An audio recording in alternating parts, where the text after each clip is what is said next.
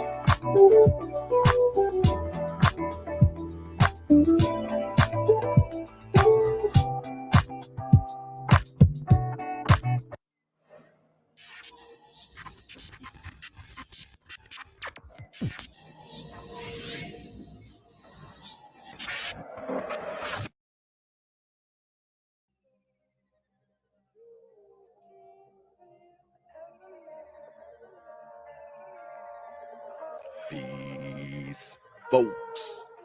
This is X from TPOT Media. Open your mind and wake your black ass up. You know what time it is. Hit that damn like button as you make your way in the door. Grab a seat, settle in, get ready. It's the Grown Man Hour with your host, my man, Bernard Riley.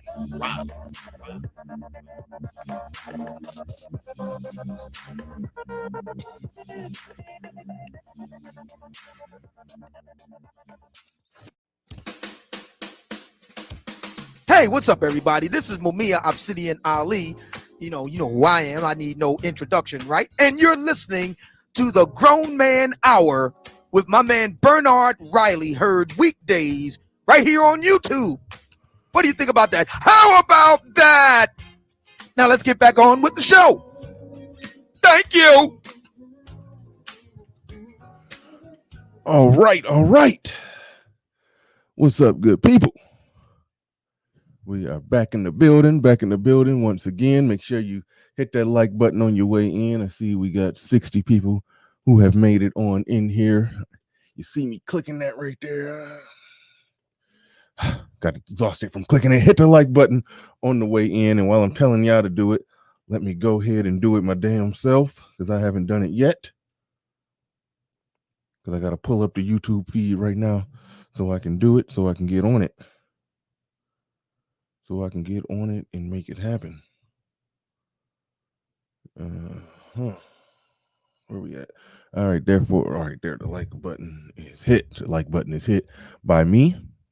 We got 66 people in here. Shout out to the early bird squads, those that make it in bright and early before we even get things started here. I appreciate every one of you. I see y'all laughing at the title.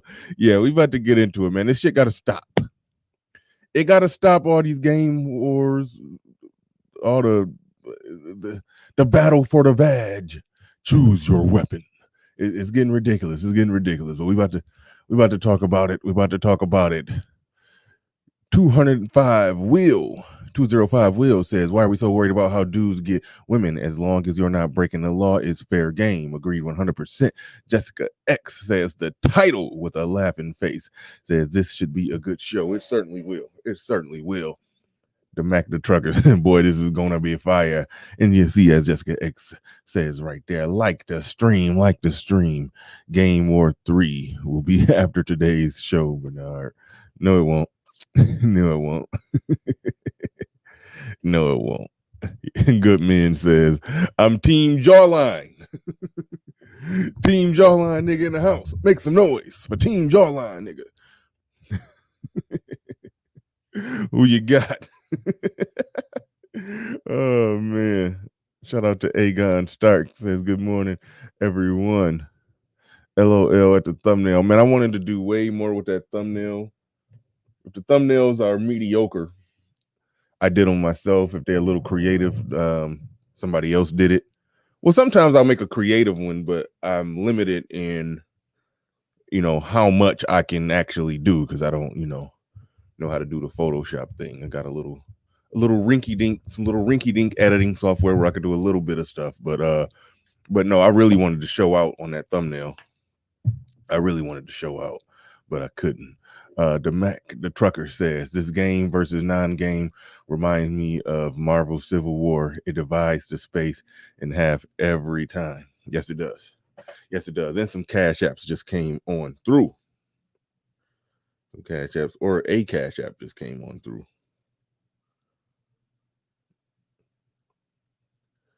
BK Hammer with a $5 Cash App. Appreciate you. Appreciate you. And also, shout out to my newest Patreons. A lot of these streams, a lot of these epic classic streams, they do get taken down. A lot of them get taken down now. I got something on my face. Ugh. A lot of these epic streams get taken down now and put on the Patreon. So a lot of people have been joining the Patreon so they can catch it, because I know some people catch it after it's uploaded, listen to it at work or whatnot. The best way to do that now is on Patreon, because the chances are this one may get taken down as well. Falcon Black in the building says, I'll be Team Six Pack. Team Six Pack in the building.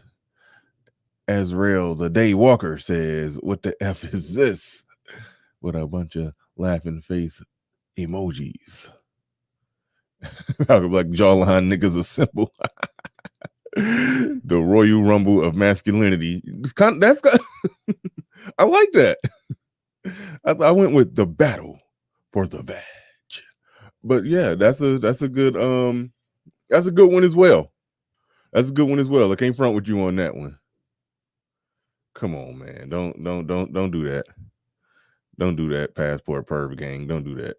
We don't do that here.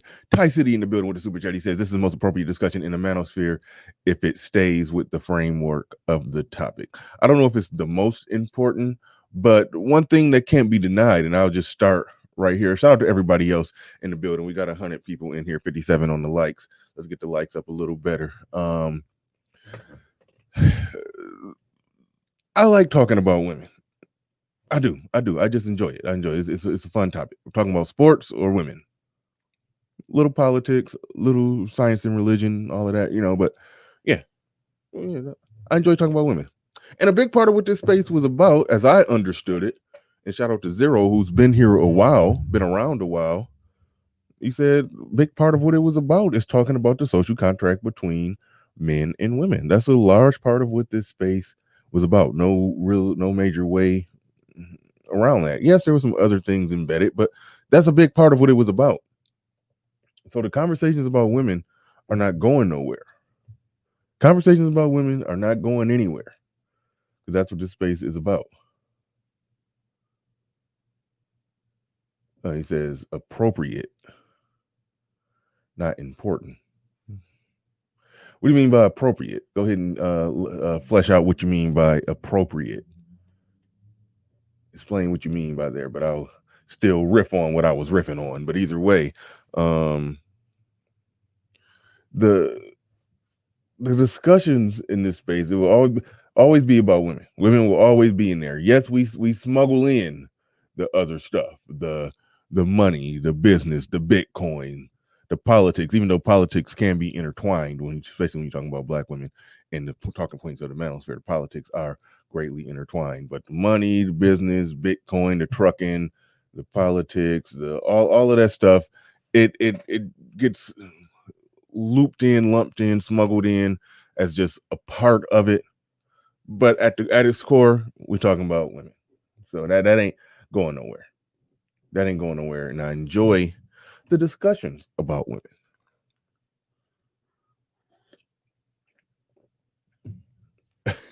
Maddox said, just got here. Let's go.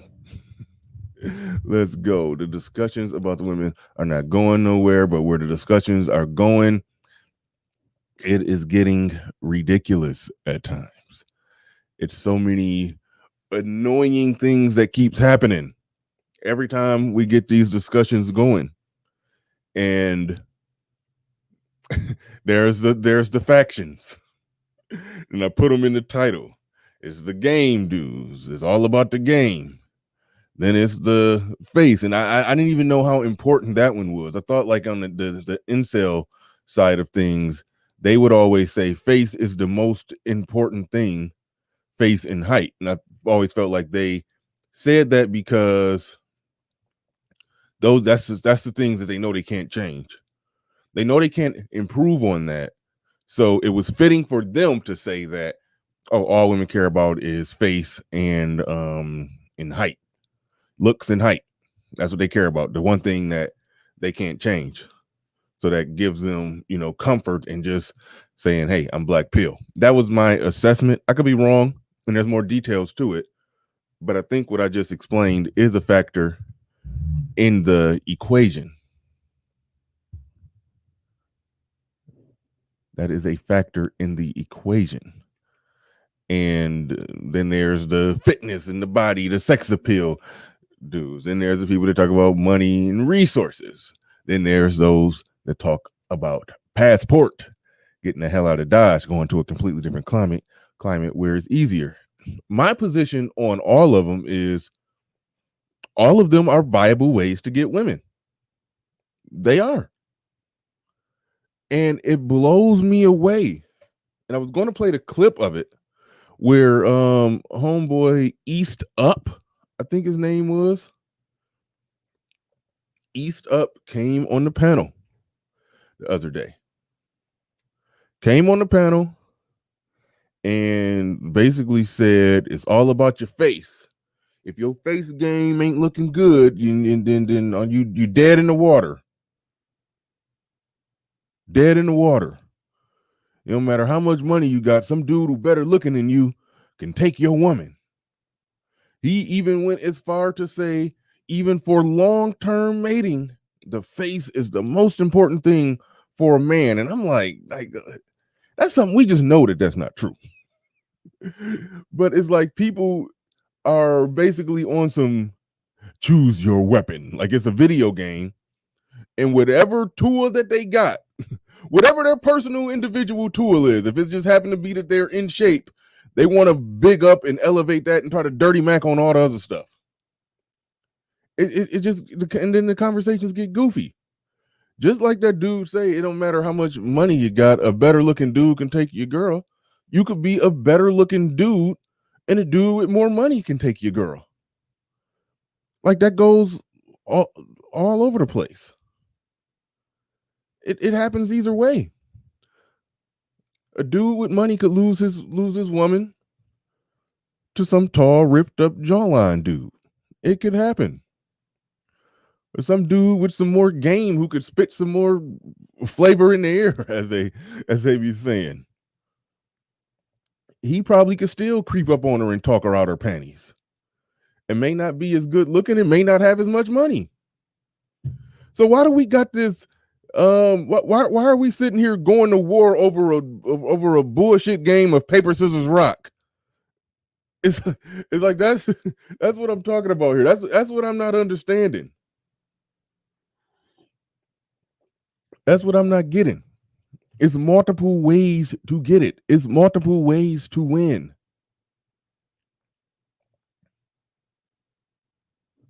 Edward Anderson in the building says, also, I would never tell a dude to get his only pussy from traveling because traveling is too expensive. The point is to get your money up so you can do it and not to do it. so you can do it, not to do it like you are going to a strip club. Yeah, I agree with that. Oh no, Mr. Negative Man. No. I didn't miss the category. He said I think you missed the category. I don't see being being a nice guy. He's a really nice guy. No. Being a nice guy ain't up there. No. That won't get you pussy. That will not get you pussy. That will get you that will get you maybe some post-war clock is ticking, 2 or 3 kids by 2 or 3 men need somebody to come and clean up the mess to make her life not look horrible. Pussy, you can get some of that, pussy. Being a nice guy. That's about all nice guy. that's the amount of that's the value of nice guy currency on the market. It could get you it could get you that, maybe. Yeah, there you go. It'll get your stepdad. Yeah, it'll get you stepdad. You in the stepdad lane. Yeah, all day. I like how he worded it there. It'll get you paying for another man's progeny. Absolutely. That's what nice guy game will get you. But we getting ridiculous here. We are getting ridiculous here. Hopefully we can rein this in and stop having these silly conversations. There are, and I touched on this when I was having the conversation with Ike on the previous stream with Ike on Sunday. There are multiple ways to get women. Just like in basketball, there are multiple ways to play. There are some teams that are big that pound it inside. There are some teams that are smaller but faster, so they fast break. Fast breaking is the only game that they got to play. The teams that are big, they got a 7'2" back to the basket center, do not need to be pulling up on them saying, hey, in order to win, you got to have a big man that you could dump it into. In the 90s and a lot in the 80s, but in the 90s that was, well, I mean, Jordan flipped that upside down, but that's how the game was played for a long time, 70s, 80s, and 90s. But it's stupid for teams that don't have the personnel to do that to be trying to do that if that's not the tool that they got. They're smaller and they faster. They got a fast break. Now, rather playing a up-tempo fast break game or being able to slow it down is less effective or more effective than pound inside. Yeah, pound it inside. Yeah. Whether or not that's more effective than having a center to drop it into, a back to the basket center, that's debatable. And let's just say one is more effective. For example, let's just say that we find that we do all the research. Obsidian, he does his does the research, look at all the data and the facts and the stats and everything. We come to the conclusion that money and resources is the best way. Money and resources is the best way. Let's just say that that's the case. I'm not even going to make a strong case either way. Let's just say we find out money and resources is the best way. Just like if they're finding out right now, the analytics is showing putting up a lot of threes if you have solid three-point shooters is the best way to win in the NBA. Okay. Somebody who does not have money and resources, who can't win playing that money and resources game, but the only thing he got is some height and a halfway decent mouthpiece, then that's the card he has to play. It just looks and sounds stupid for him to just pull up to a conversation. My money and my height and my game can take your woman. Just like the dude was saying, he's saying his face can take your woman. Because I don't know, Obsidian or somebody was talking about having money, resources, and all of that. And he said, yeah, but because I look good, I could take your woman. Then he started talking shit about his looks. Start talking shit about it. Like, you ever see two women get into an argument? The argument could be over who was in that parking spot first. But then by the end of the argument, they grabbing shit out the air, and one of them is saying, I look better than you, bitch. I look better than you, bitch. It's like, that's what niggas are doing right now. Like, y'all are just going into full-blown female arguments. I could take your man. Like that's how women, that's what women do when they could be arguing over something that ain't got nothing to do with nobody man. They just jump in. I can take your man. It's like dudes are sounding like women out here to me. This shit is getting stupid. And what I explained to the dude that, okay, yes, if you look good, I mean, he had a nameless, faceless avatar, but in the event that you do look good, yes, it is possible that you can take a woman from a guy who has more money than you. But it is also possible, and I use Lil Wayne as an example, that dog-faced, gremlin-looking thing can still take your woman. Why? Because he has more money. Money can win sometimes. Sometimes good looks can win. I've seen a dude who didn't have money and wasn't all that good looking in my assessment. I'm a guy. I can't judge a guy's looks that well. But in my position, he was average looking and he looked broke. But it was a chick I was trying to get at. I was buying her drinks. I was talking to her. I was in there looking good, smelling good, clean cut. I just knew I had that. She had even told me that she was about to leave with me. I don't know why I just yank her up and say, let's get the fuck out of here right now. But anyway, I was sitting there taking my time and chilling and grooving with it. And even when me and her would separate or she would go walk and talk to her friends, I would see him talking to her and he would be all in her ear saying some stuff. I didn't know what he was saying. But all I know is that she was kind of looking at him in a way that she wasn't looking at me that way. So I was like, damn, he about to, he pulling that soon as he buy that wine, I just creep up from behind game on me. He was working it. This was a weird looking dude. He was in the club with a goddamn them dudes that be in the club with like a big ass coat on and it's hot in the club. Like why they still got their coat on? Them dudes look weird to me. I'd be scared they're gonna shoot up the place. Them dudes who don't take their coat off in the club or don't know that you just leave your coat in the car and just walk in with your outfit. It tell me one thing: either you about to shoot up the place, or you're bummy and you don't got confidence in your outfit, but you like your coat, so you're just gonna leave that on and be sweating bullets the whole damn club. He in there on that type of stuff. Ain't bought no drinks, ain't spend no money, but he is talking cash shit in this woman's ear. And that woman that I was working the whole night thought I was leaving with her. I actually saw them tiptoe up out the side door together. I was like, damn, he got her. It happens. This was as far as I'm concerned, the average looking dude who looked kind of bummy and busted. But hey, he said some shit that sparked her, and hey, score one for the game, niggas. He gamed her down. It can happen.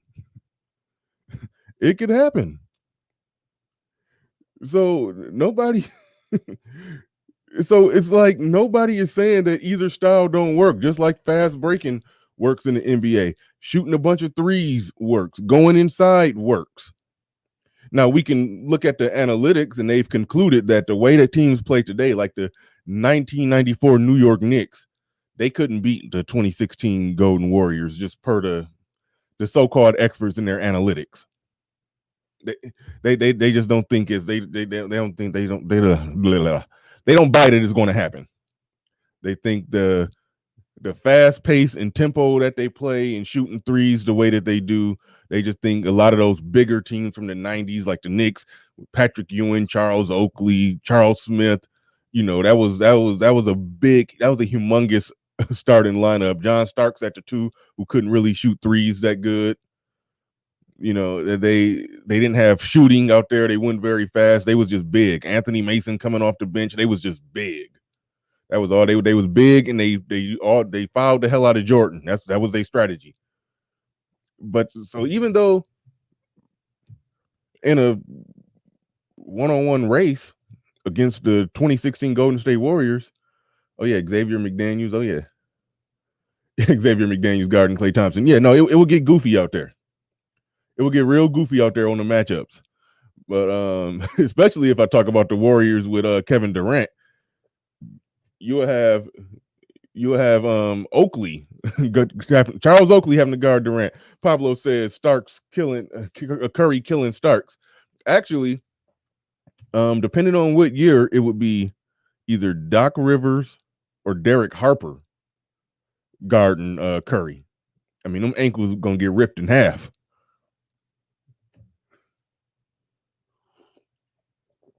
So yeah. But But either way it goes, the Knicks can beat somebody. They could defend somebody on defense. They could score some points. They can get some baskets.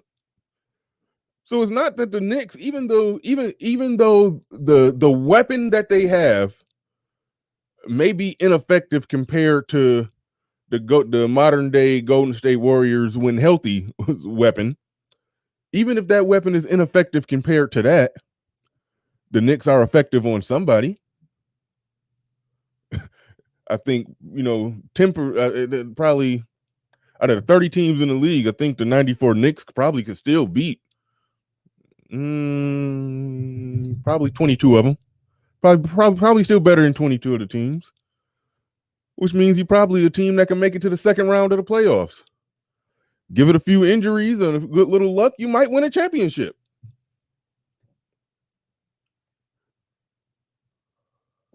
But to sit there and talk trash because this team, with their personnel, with the cards that they have to play, to try to say that, no, that ain't how you shouldn't play. You got Ewing as your best player. You shouldn't be going inside. Shooting a bunch of threes work better. We don't have three-point shooters. So you want us to shoot threes anyway? That's what I feel like the jawline dudes are telling dudes with passports or dudes that got more resources or got this or got that. You're telling them to play a game that's not effective to their whole little play style. It's not effective to their personnel, to their attributes. Oh shit! Hold on, I had to get up to do something, and I almost busted my ass. Y'all almost heard a full-blown trip, fall, stumble, and tumble.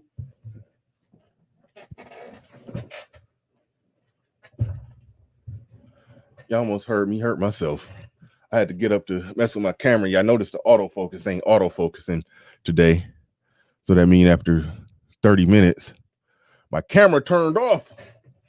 Now I got to go click, clack, turn it back on. Hold on.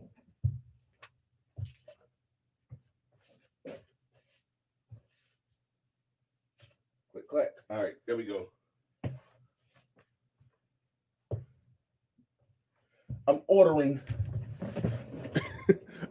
the stuff to fix this problem. It just stuff take forever to get here nowadays due to Corona.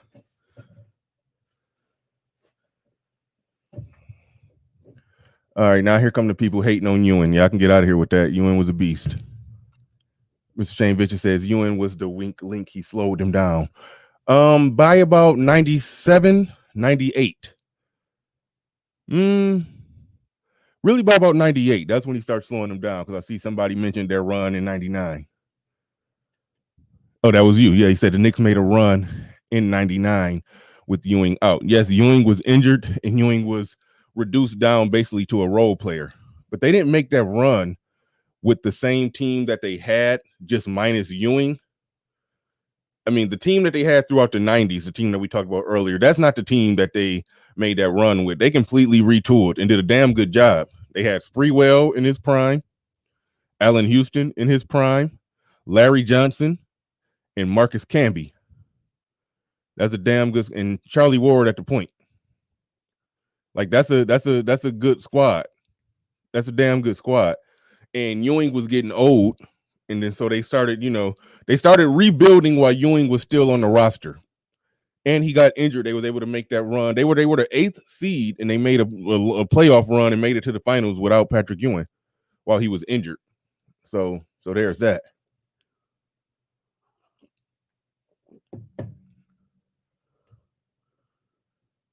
So, but yeah, I almost tripped. He said he almost tripped like Shaq did on TNT. Yeah, literally. That's very, very close to what actually happened right there. But yeah, in 99, when they lost to the Spurs, that was they had a completely retooled team. And yes, and it is a thing when great centers get old, they start slowing the team down. That even happened with Kareem.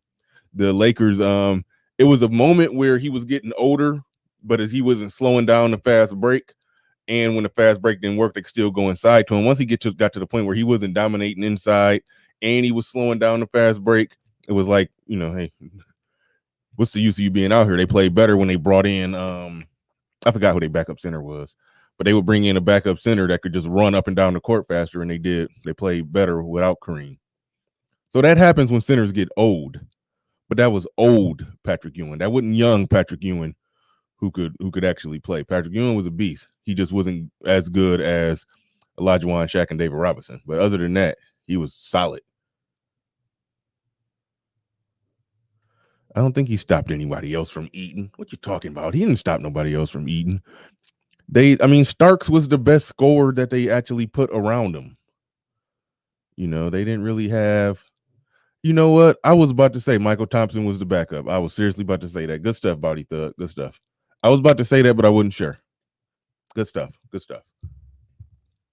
Mr. Fantastic says they literally changed the rules in NBA basketball to make the analytics accurate. Basketball is being dictated by people who can't even catch. Yeah.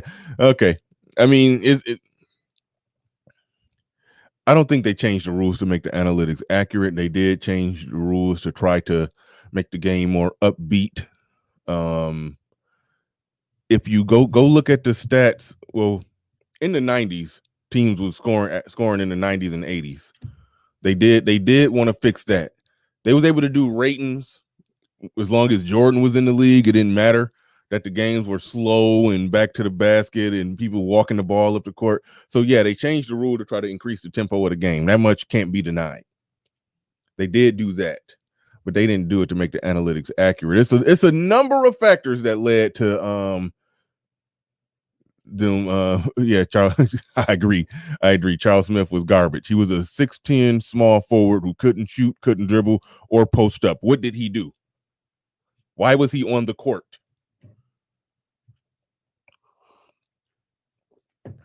He was just there to be there to be there. It was a lot of players like that in the 90s. I hate to say it because that's my favorite era.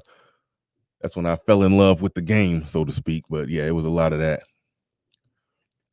Okay, we want to turn this into a basketball stream. We talking about pussy. God damn it! I was using basketball as an analogy. Hakeem dominated in an era of David Robinson, Patrick Ewing, Alonzo Mourning, Shaq, and Brad Daugherty. Yes, Hakeem was a beast. And we're not about to debate this, but I still take the three-peat Shaq from 2000 and 2002. I take that Shaq over Kareem. Fight me. But Kareem was definitely better than Shaq when Shaq was younger. But yeah. But here we go. We back on it. Hit the like button. There's 242 people in the building. Make sure y'all hitting that like button.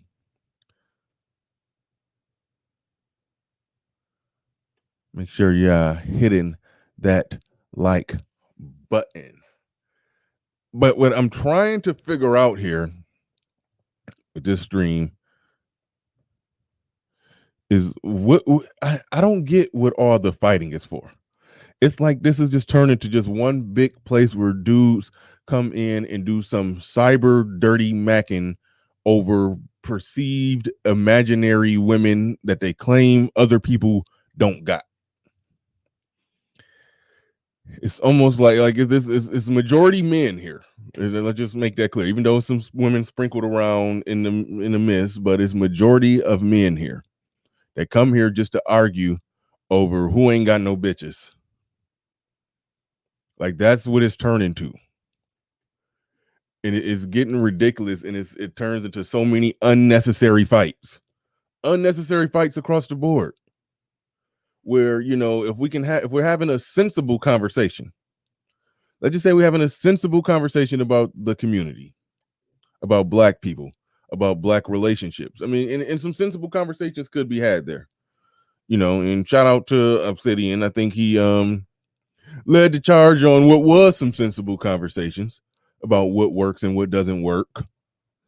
He's talked about that, and he's laid it down. He's broken down a lot of different things about what works, what yields better long-term results for a people, for a community, for this, for that. Yes, a lot of his arguments were self-serving, but you can make a self-serving argument and still be correct. You can make a self-serving argument and still be correct. And yeah, if women, as it's been proven, black women more than other women put a higher premium on the exterior factors, the looks, the jawline, the muscles, the height, the this, or that.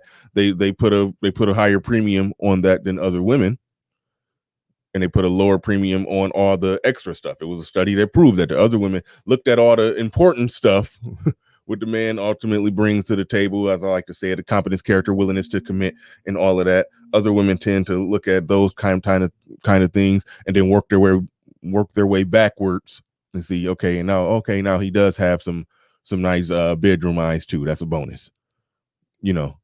So yeah. Black women do it the other way around. They look for bedroom eyes first, and then try to figure out if he's offering anything that matters in a long-term context. That's what black women that's what black women tend to do. And there's predictable outcomes and results that come from that. And so when I stumbled into Obsidian, this I'm talking years ago, talking a couple years ago, well, almost 3 years ago now. It was 2018. Yeah, damn, time flies. But so when I stumbled into Obsidian, he was breaking it down. I was like, hey, this guy's making sense. This guy's making sense. Just somewhere along the way, it's like people came in through, like I said, it came in through the back of a good conversation with their collar pop, like, yeah, but can you get the pussy wet though? And then it turned into a conversation of not talking about stuff that makes sense and that matter, but start talking about more about stuff that like game, and game is a factor in the equation. Don't get me wrong, game is an important factor in the equation. I'm not saying it don't matter. I just talked about how game dude took a chick that I just knew I was about to get some action from. Some dude with game swooped in as soon as he bought that wine. He just creep up from behind. Hey, he got her. He got her. I was buying her drinks. She left out here with that dude, who I thought was kind of bummy and tacky looking, but he spit some shit in her ear and said the magic words and got her going, and they left. And so it turned into a conversation where more layers start getting added to the conversation. Then it eventually just turned into a full-blown situation where we're now in some weird state of competing, where people are criticizing brothers for playing the card that they got. If somebody don't got the height, all right, they don't got the looks, but they are a competent brother that do got a job. They make $70K a year.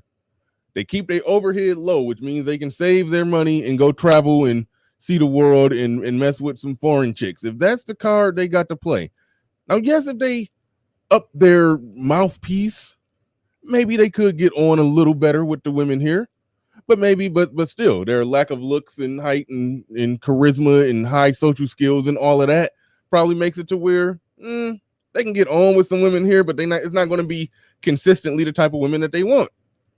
So why I don't understand the criticism of guys who assess their personnel, like what I was talking about with the Knicks in the 90s. The only thing they could do is foul hard and dump it inside to Ewing. That was the only card they got to play. They made it to the Eastern Conference Finals every year. They was a Michael Jordan injury away. If Jordan would have turned his ankle, they would have had a chance at a championship. That was their strategy. With this strategy we got, we could beat Indiana, we can beat Miami, we could beat everybody but the Bulls. So we just got to bank on Jordan getting injured, and then we can win a championship. Other than that, we just gonna make it to the Eastern Conference Finals and lose every year. They played the card they had to play. They drafted Ewing in 1984. They rode it till the wheels fell off and made it to the Eastern Conference Finals damn near every year in the 90s.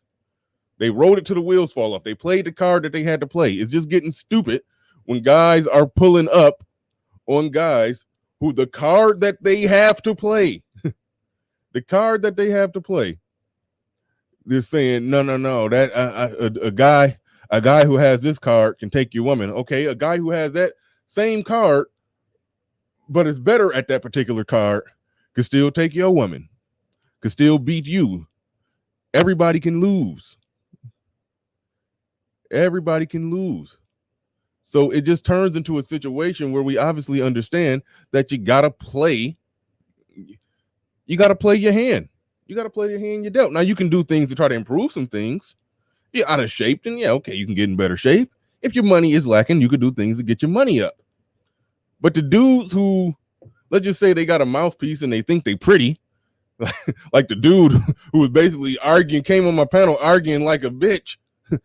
I look better than you, bitch. Like that's how he was arguing. Like, I'm like, why do dudes do that? I look better than you, bitch. Like that's how he was arguing. It blew my mind. He said the best way for better long-term results is your face and how you look. Like we know that that's not true, but being attractive can get you on. It can get you in the door. With some women, that's how you gonna win. Yeah, like we get it. If that's all you got, if you're broke but you're pretty, if you're a broke pretty man, then god damn it, nobody's stopping you from going to win. However, you gotta win. But why you pulling up on dudes and saying, nah, man, you just gotta be facially attractive? If a dude replies with, okay, I'm not, but I'm doing this to get on. Oh, well, she gonna leave you for somebody else. Well, can't your woman leave you for somebody else? Can't your woman leave you for somebody who's taller? Can't your woman leave you for somebody who got more money? Can't your woman leave you for somebody that got more game? Can't your woman leave you for all that stuff? Well, yeah, she can, but she ain't though. I'm like, no, you don't know that. It's like that's some weird, goofy ass stuff that we're doing here, and I don't understand it. In the end, Brad can take your daggle if he wants. Yeah, I don't buy wholesale into all of that. I don't, but whatever.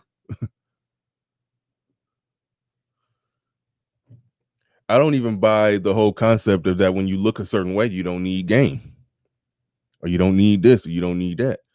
It can increase your percentages. Just like I had a dude who I didn't think he was all that. You know, as soon as I bought that wine, he crept up from behind and left about it there with a girl who I had been buying drinks for the whole night. Just like that happened, it was a situation where, you know, one woman just looked me up and down and said, "Some damn nigga, you fine." And I, you know, several hours later, we was, you know, so that's, you know, it happens either way. It happens either way. Shout out to Ike. There are many games to play. Learned them all. That's what I'm getting at the end of this thing. That's what I'm getting at the end of this thing. I'm working my way down to that. Indigenous TV says it's true, Bernard. Brad's skin color is his game. I understand, especially being in these spaces, that there are some black women that do worship white men. I do understand that. I do understand that. But I don't buy it wholesale, whole hog across the board. Everything is on a bell curve. Put it like that. Everything is on a bell curve. But I'm not denying this. Trust me, I know. You don't got to make the case. You don't got to make the case. Somebody already posted a DJ Kid down there. Trust me, I know that that's a thing. I know that it's a thing. There's a such thing as a white dude just getting on and overachieving with black women. That is a thing. Trust me, I know. I'm not saying it isn't. I'm not saying it isn't. I'm just saying that it's shorthanded it to say white dude don't need game. Just like it's a shorthanded to say that a decent looking 6-foot guy in reasonably good shape don't need game. Yeah, he do. He do got to know how to talk to him. You know, because even like women like the woman who, for whatever reason, she found me really attractive, and this when I was, you know, younger and, you know, a little more in shape, a little more. I was kind of jawline. I was a little jawlineier back then. You know, my face was skinnier because I was skinnier. Now my face all fat and stuff. But don't worry about that. That's neither here nor there. But yeah, no, I've pulled some women off my looks before. I've pulled some women off my looks before. Not consistently, not every day. You just don't walk into a room and release 12 doves and then women just come flocking to you. No, it don't work like that. It just every now and then, if you look a certain way, if you her type, yeah, you moved up in a way to where somebody else probably would have had to talk their way, game their way into the position that you were already in. So you had a better shot at it. That's the most I could say. You had a better chance at it. That's what the height and looks and all of that stuff. It gives you a better chance. That's what it does. But if you walk up to her looking tall and looking good and you fumbling over your words or you're boring as hell, she gonna lose interest and start looking around the room and it's over. It's a wrap. So there's a lot of different factors into the equation. Fit King in the building. He said, ain't no guarantees in the game. You win some, you lose some. Thank you. But you live to smash another bitch. had to go on the first Friday. Had to go on that first Friday speech. All we had was this. You win some, you lose some, but you live. You live to fight another day. You think you're a man with that gun in your hand, don't you? I'm a man without it. That's that cute. Talking with his. I'm a man without it. Somebody said, you pretty niggas make me sick.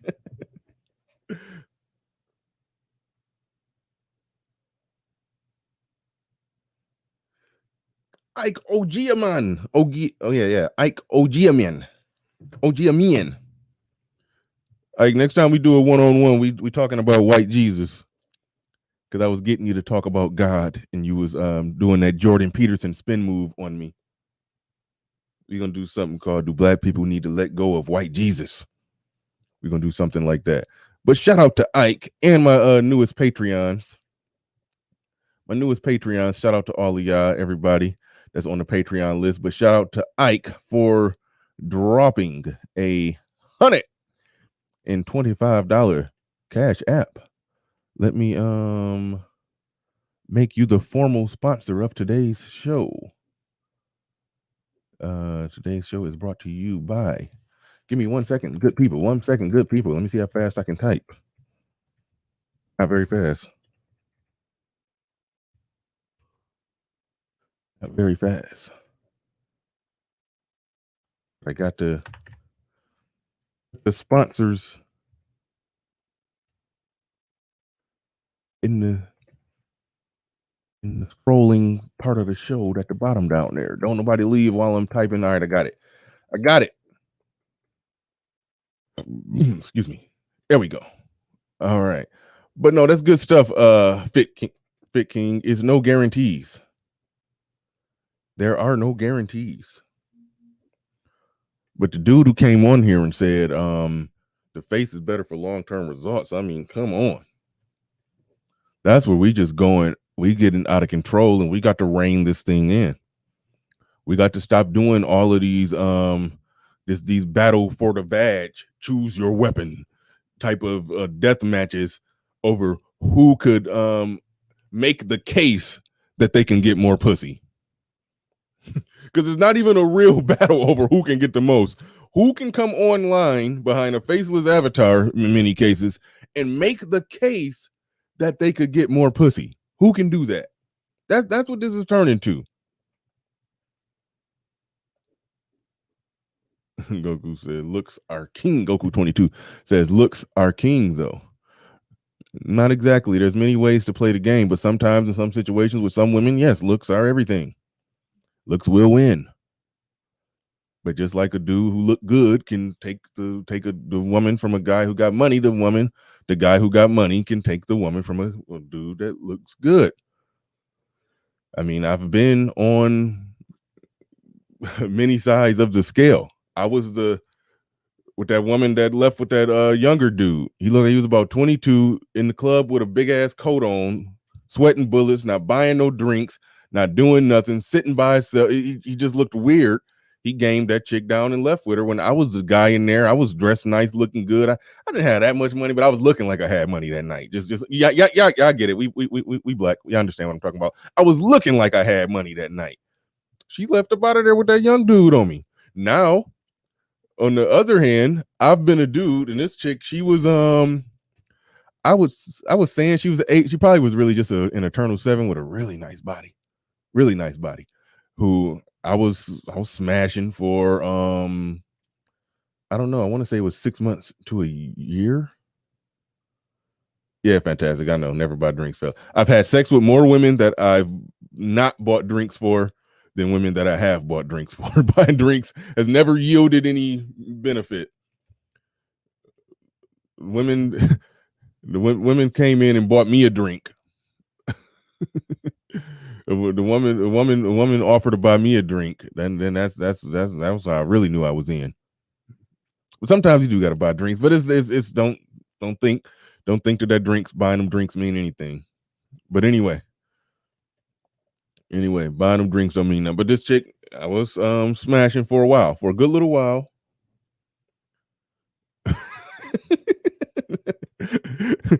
Dirt like you said, damn Bernard, quit calling me weird looking. That was my lucky coat, my lucky club coat. Yeah, that was you. It got you some ass that night. She had a big booty too. I was a little upset. I'm a little upset about that one. I was like, I let that one get away. But Mr. Shane Bitch is in the building. He says he was the alpha fucks. You were the beta bucks. Perhaps. And it happens. But here's a situation where I guess you could say I was alpha fucking a chick who looked damn good. She looked damn good. She was in 8-ish territory. She looked good. And I was sort of semi-fresh out of a divorce. I wasn't trying to be with her. But I enjoyed the time that we were spending together. She would come to my house when I get off work. I was working second shift. I would get off work. She would be there meeting me at the door damn near at midnight. We'd spend the night together. She would hang until it was time for me to go back to work at 3:00. And then yeah. And that was that. And she was driving a whole hour. She was getting in the car driving an hour to come see me. I wasn't spending no major money on her. My money wasn't even right. I was fresh out of a divorce. I was paying lawyers, at child support on me, and all kind of stuff going on. My money wasn't right. She was just feeling me. Now, long story short, even though I was alpha fucking right there, when me and her stopped talking, 2 weeks later, she was living in Atlanta. I ended up talking to her sometime after that. And yeah, she had been living in Atlanta with some dude who was like 10 years older than me. I was like probably 33. He may have been 45. She was 31. He had hella money. She went from taking pictures in her bathroom or in her car to taking pictures on beaches and, nice fun places. Her Instagram got popping all of a sudden because she taking pictures in places that he's taking her. So this beta buck dude, either directly or indirectly took my woman. All I know is me and her stopped talking, and 2 weeks later, she was living in Atlanta, got flued out, and never came back. She cashed out on her looks before it was too late because she was 31. She cashed out. So that's multiple sides of the game. I was fit, in shape, working out, and was getting all that good sex. But somewhere along the way, I was at that point in my life, going through a divorce, paying lawyers, paying child support. I couldn't do nothing for her. She was getting dick and bubblegum from me. I was in a place in my life. It was 6 years ago. I'm doing better now. Don't get it twisted. I got my shit together now. But I was in a lower point. I was at a lower point. So I was depending on looks and mouthpiece then. And my mouthpiece wasn't all that good. But, me and her started having sex, and she was enjoying the sex, and she kept coming back. And then, eventually, I don't know the exact chronology because I don't know what conversations they was having. But all I know, at that one point, me and her was kicking it. And then at one point, she started pulling back. And I was happy and fine with that because I was single and free. And, hey, she was there. I was on the she ain't my woman. It was my turn type of stuff. I mean, she was never really truly my woman, but hey, she moved on. Cool. Go be happy. Don't let me hold you back in life. Because I had shit I had to get together in my life. I couldn't do nothing for her. I couldn't do a damn thing for her. She found her man that make money and went and disappeared in Atlanta. Her little Instagram pictures, she looked like she taking pictures in front of not a mansion, but a big ass brick house. Like a big ass brick house. So that's a situation where a man's resources won.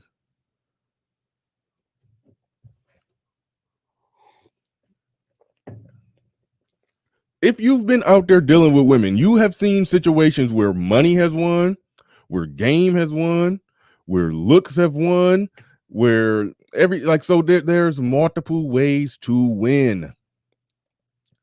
What I'm seeing in these discussions is that guys who fall into different categories where they lacking the money and resources, and they're trying to shit on other guys for using their money and resources.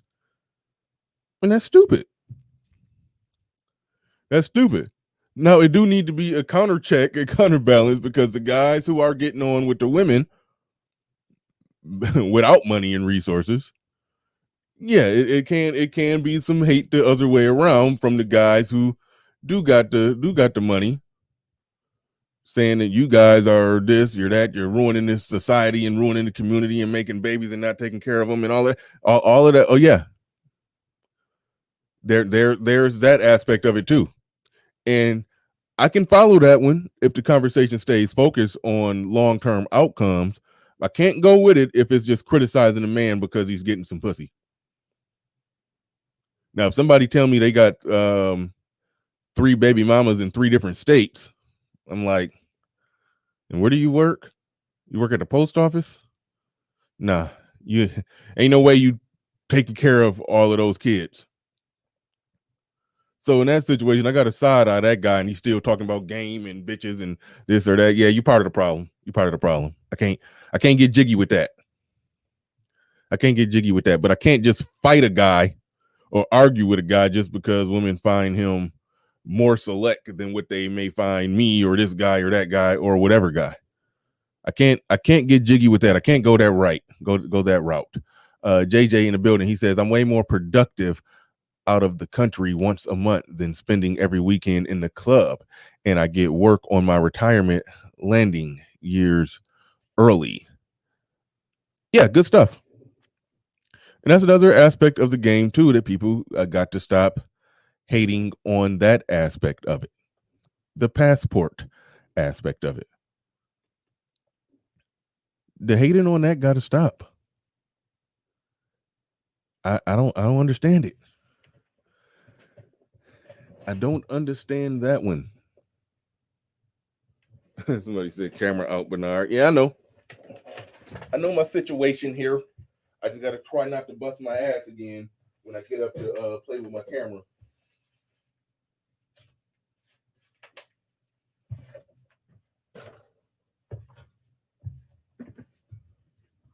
Now, there are some guys who just got money and they travel because they travel and they like to travel, and that's that.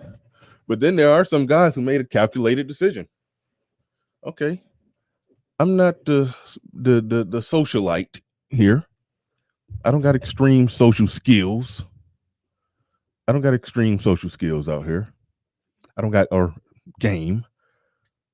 I'm not the tall dude. I'm not the good looking dude. I'm not the Mr. Sex appeal out here. And I don't got an extreme amount of money to really make the difference out here, but my money makes the difference overseas. Overseas, I can get on.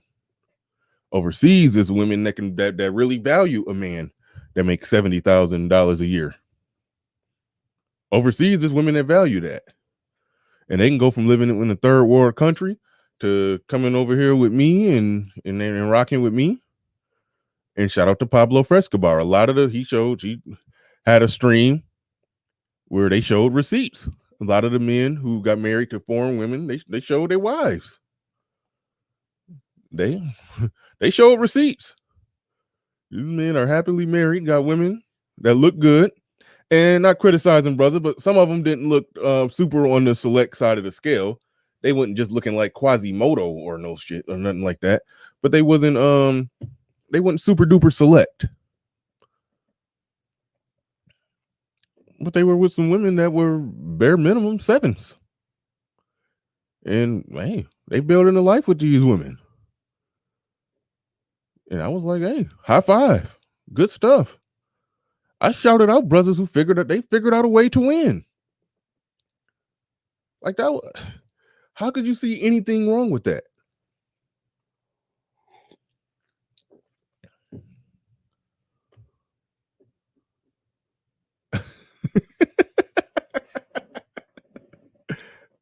How could you see anything wrong with that? They figured out a way to win. Just go back to that dude with the big ass coat in the club. He wasn't no looker. He didn't look like he had no money.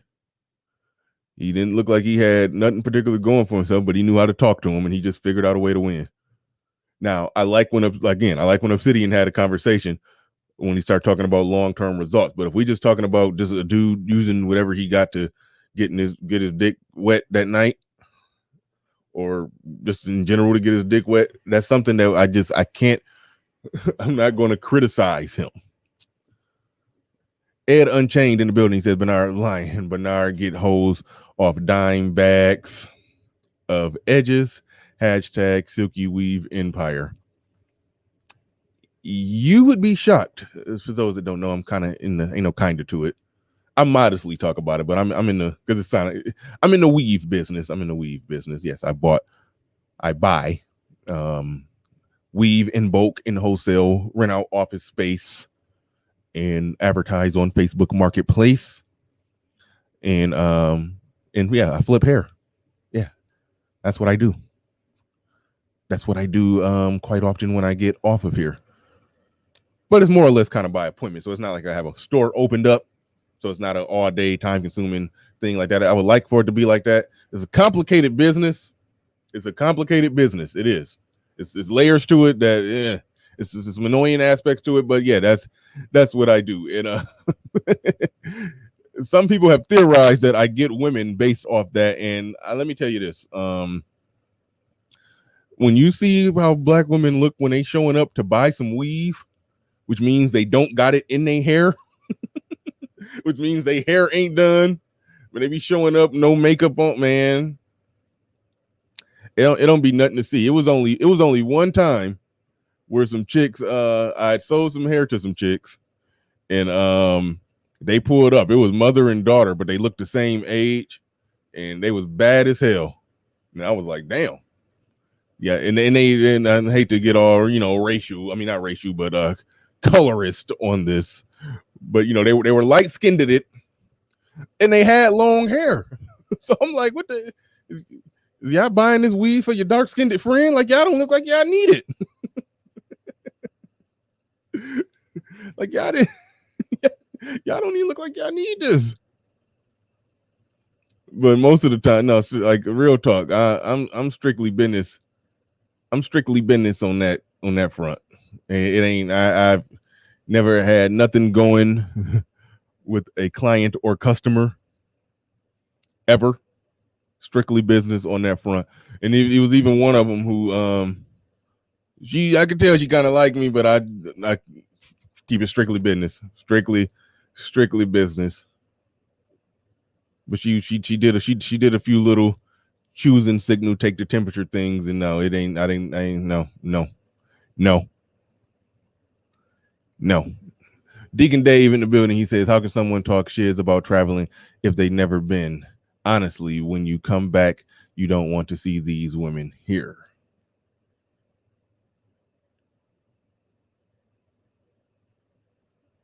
Thank you for the super chat. Appreciate that. But this stuff is all over the place. All over the place. But all of these are viable solutions. Going back to the NBA analogy, the teams that are the best and normally win the championship is a team that can play multiple styles. The Lakers in 2009 and 2010, they were able to beat you by being big, and they were able to go small and beat you. They were able to beat you in a slower paced game with Andrew Bynum and Paul Gasol down low. They had a past his prime Ron Artest out there, but even if they went with Lamar Odom at the 3, We talking they got 7 foot, they got like 2 7-footers down low, 6'10" Lamar Odom at the 3, Kobe and Derek Fisher in the backcourt. That is a big team. That's not exactly slow, but they can destroy you in a half court game. But when they wanted to go fast, they could sit and put Bynum on the bench because he was injured a lot. Go Pau Gasol at center, Lamar Odom at small forward. Lamar Odom at power forward, who was 6'10" but could run and dribble like a guard. He could run and dribble like a guard. Put Kobe at the 3, Shannon Brown, Jordan Farmar. They was the fastest team in the league. They could put out a lineup and beat you playing fastball, and they could put out a lineup and beat you at your own game going inside. They could beat you either way. They could beat you big, they could beat you small. They could beat you fast, they could beat you slow. They could beat you either way. And get out of there, Zero. Quit hating, saying it was a bad analogy. No, it's not a bad analogy. Because if somebody got money and they got looks and they're in good shape and they got high social skills or game and they got a passport as well, they're winning and they're gonna win. They're gonna win across the board either way. Now everybody can't have all of those. But as long as they're doing something, if they're good at one, they're going to get on. If they're good at one, they will get on using that one way or another. And it just gets goofy when some Negroes, my one is better than your one. But you should be trying to perform above average at all of them. But I do gotta come down on this one. I do believe the money is the one that matters. Because yes, it will get you on with the ladies, but it will get you other things in life. It will get you overall better outcomes in life as well. So that is the one that as men, we do need to work on, and we do not need to be like East Up, a man who jumped on the panel talking shit to guys who had more money than him and basically was sounding like a woman saying, well, I look better than you, bitch. So we don't need to be doing that as men. The money is the one that matters the most. The money is the most important one.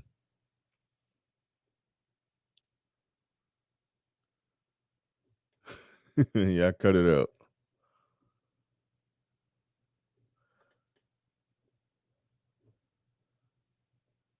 Yeah, we got Laker haters coming out the woodwork. Fantastic. They can't hate on those 2009, 2010 Lakers when Kobe won it back to back. They can't hate on that. And my analogy was sound. They were able to beat the Phoenix Suns. They were able to beat the faster. Well, no, the Phoenix Suns was getting slower, but they were able to beat fast breaking teams when they put out their fast breaking lineup. And they were also able to beat big teams when they put in their big lineup. They were able to beat everybody. Now, I never sold bean pies to hoes. No. Zero says Bernard Raleigh, but that's what niggas do. They say they don't, but they do. Nigga, cam up so I can look at you. Yeah. Cam up, nigga. Let me see what you look like. It's like, damn. Like, damn. I bet I look better than you, bitch. Like that's what that's what dudes is doing out here. Like they might as well they be grabbing shit out the air. I look better than you, bitch. That shit is embarrassing, man. That shit gotta stop. That shit gotta stop. But they overcharge other people up with losing who aren't really losing. They just not winning the way that you're winning.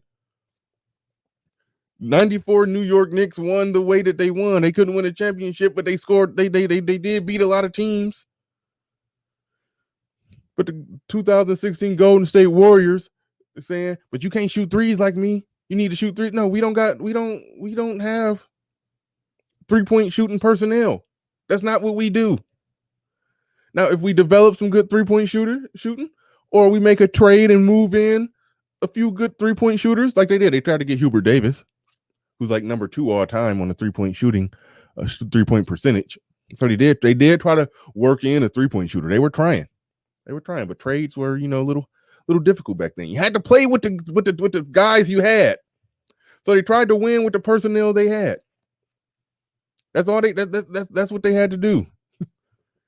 They don't want to hit that. The Golden State Warriors telling them to shoot more threes is like the New York Knicks telling the Golden State Warriors in 2016 they need to throw it inside in the post to Zaza Pachulia or whatever his name was. The worst player in their starting lineup. They need to feed him on the inside. Yeah, right. He shouldn't be getting the ball on the inside, just like Charles Smith shouldn't be shooting threes.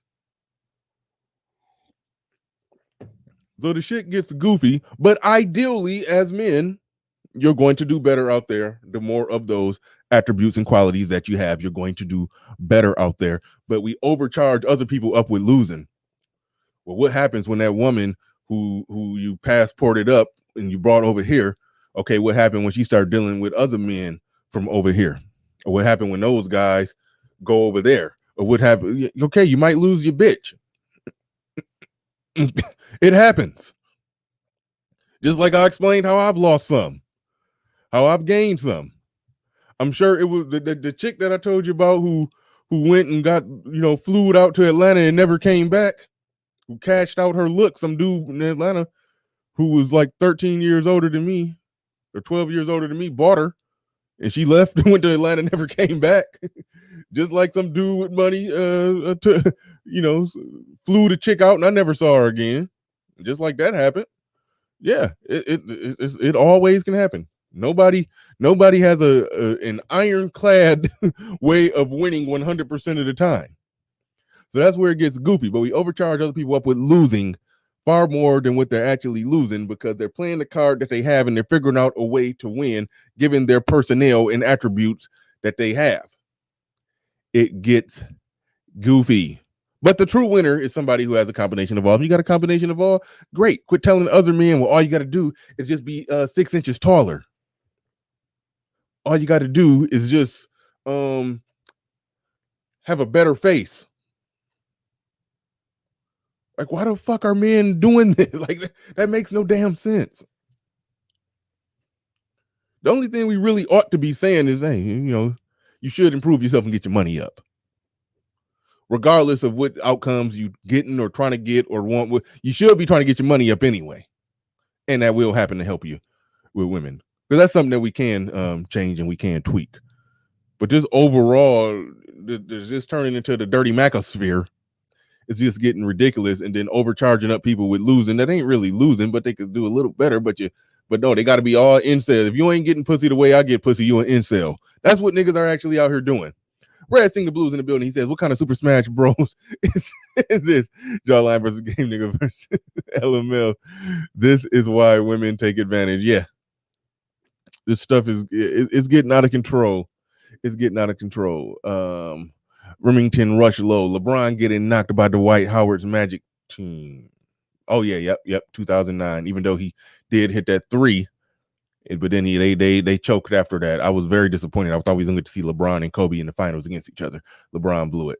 In the playoff saves. Okay, wait, hold on. LeBron getting knocked by Dwight Howard's Magic team in the playoffs saved LeBron's legacy. How? If he would have made it to the finals that year, Kobe would have flamed him. That wouldn't have hurt his legacy.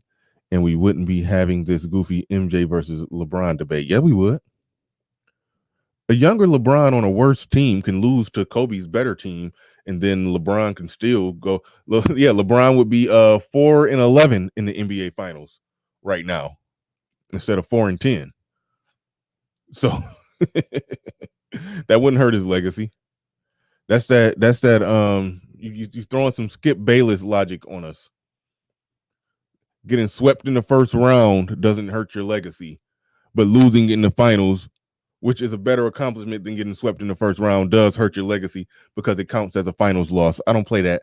I don't play those games over here.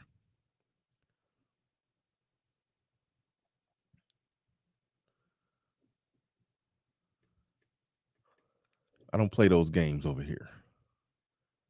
But appreciate the super chat. Appreciate your super chat. But no, it wouldn't have hurt his legacy. It just would have gave us something to see. We'd have got to see Kobe and LeBron in the finals. The LeBron MJ debate would still rage on. Because LeBron got, listen, hey, They just got Drummond. That's all they needed. That's all they needed. They solid. They can beat the Brooklyn Nets now. I'm confident they could beat the Brooklyn Nets. So LeBron gonna have 5. That's gonna be 5 for 5 with Kobe. Only difference is LeBron going to have 5 Finals MVPs to Kobe's 2 Finals MVPs because LeBron didn't have a shark on his team. So that raises him up a little bit. LeBron got 4 regular season MVPs to Kobe's 1 regular season MVP. Raises him up a little bit. Overall, more efficient than Kobe. Raises him up a little bit. More longevity than Kobe. Raises him up a little bit. LeBron better than Kobe in a lot of categories. Only thing Kobe is just Kobe, and I love Kobe. He's my all-time favorite player, but I give it to LeBron over him. It is what it is. Come fight me. I don't care. I'm not even going to lay out and make the case. The only person who truly losing, this is the only loser in this whole game, and it's Choose Your Weapon, Battle for the VAG 2021. The only person who's losing is a person who doesn't have either category. If you're short, you're out of shape, you're not good looking, and you don't got money, then that's the person who's truly losing. That's the person who truly needs some help. That's the person who you can launch some of your it's like people who don't fall in that category where they don't have either of the categories get charged up as if they don't got either of the categories, or get talked about like they don't got either of the categories. That person that I just described right there, if you're short, you're facially unattractive, you're out of shape, and you don't got money, that's truly the incel. Oh, and you don't have high social skills or game. Because you could possibly be all of that, but if you really know how to talk to them, you probably can talk an average looking or below average looking woman out of her panties. But you could possibly do that. But if you don't got game, you don't got looks, you're in bad shape, you're short, and you don't got money, then you're the guy who's all around losing, probably an incel. That's really the only guy who's losing. Everybody else is being the New York Knicks pounding it inside, or being the Phoenix Suns when they had Amari Stoudemire at center, who was barely 6'10", and Sean Marion, they had Amari Stoudemire at center, who was barely 6'10", and Sean Marion at power forward at 6'7", and then went with 3 guards. Like, that was the shortest. That team was extremely short for that time. Everybody else just being the Phoenix Suns, just playing the card they got, or they being the 92, the 91 to 94, or 91 to 95 New York Knicks, just playing the card that they got to play. Just doing the one thing that they can do and doing it the best they possibly can. That's what everybody else is doing. And these show me your 6-pack, I look better than you, bitch, type niggas need, like, that shit got to stop. That shit is seriously got to stop. The only dude who's struggling is a dude who don't have none of those factors. That's what makes somebody get on the incel spectrum. That's where it has to stop. That's where it has to stop. There was another Cash App. D-Rock Den in the building with a Cash App. Appreciate you. Let me drop the link. I think I said everything that needs to be said. Hey, Kuda, check your email, man. I sent you an email about a week ago, man. I wanted to get you on here to chop it up with you about some things. Check that email. If you're interested. He says the game slander need to stop. No, I big up the game. I don't know if you was listening earlier. I talked about how a dude who looked kind of bummy to me in the club with a big ass coat on, had to be sweating bullets, was by himself, wasn't buying no drinks, wasn't doing nothing. And I was in there looking good, smelling good. I was clean cut, in great shape, dressed nice, looking like I had money, was buying the chicks a drink, and some bummy dude left up out of there with her. But I was seeing him. He was pulling that soon as he bought that wine, I creep up from behind type of game.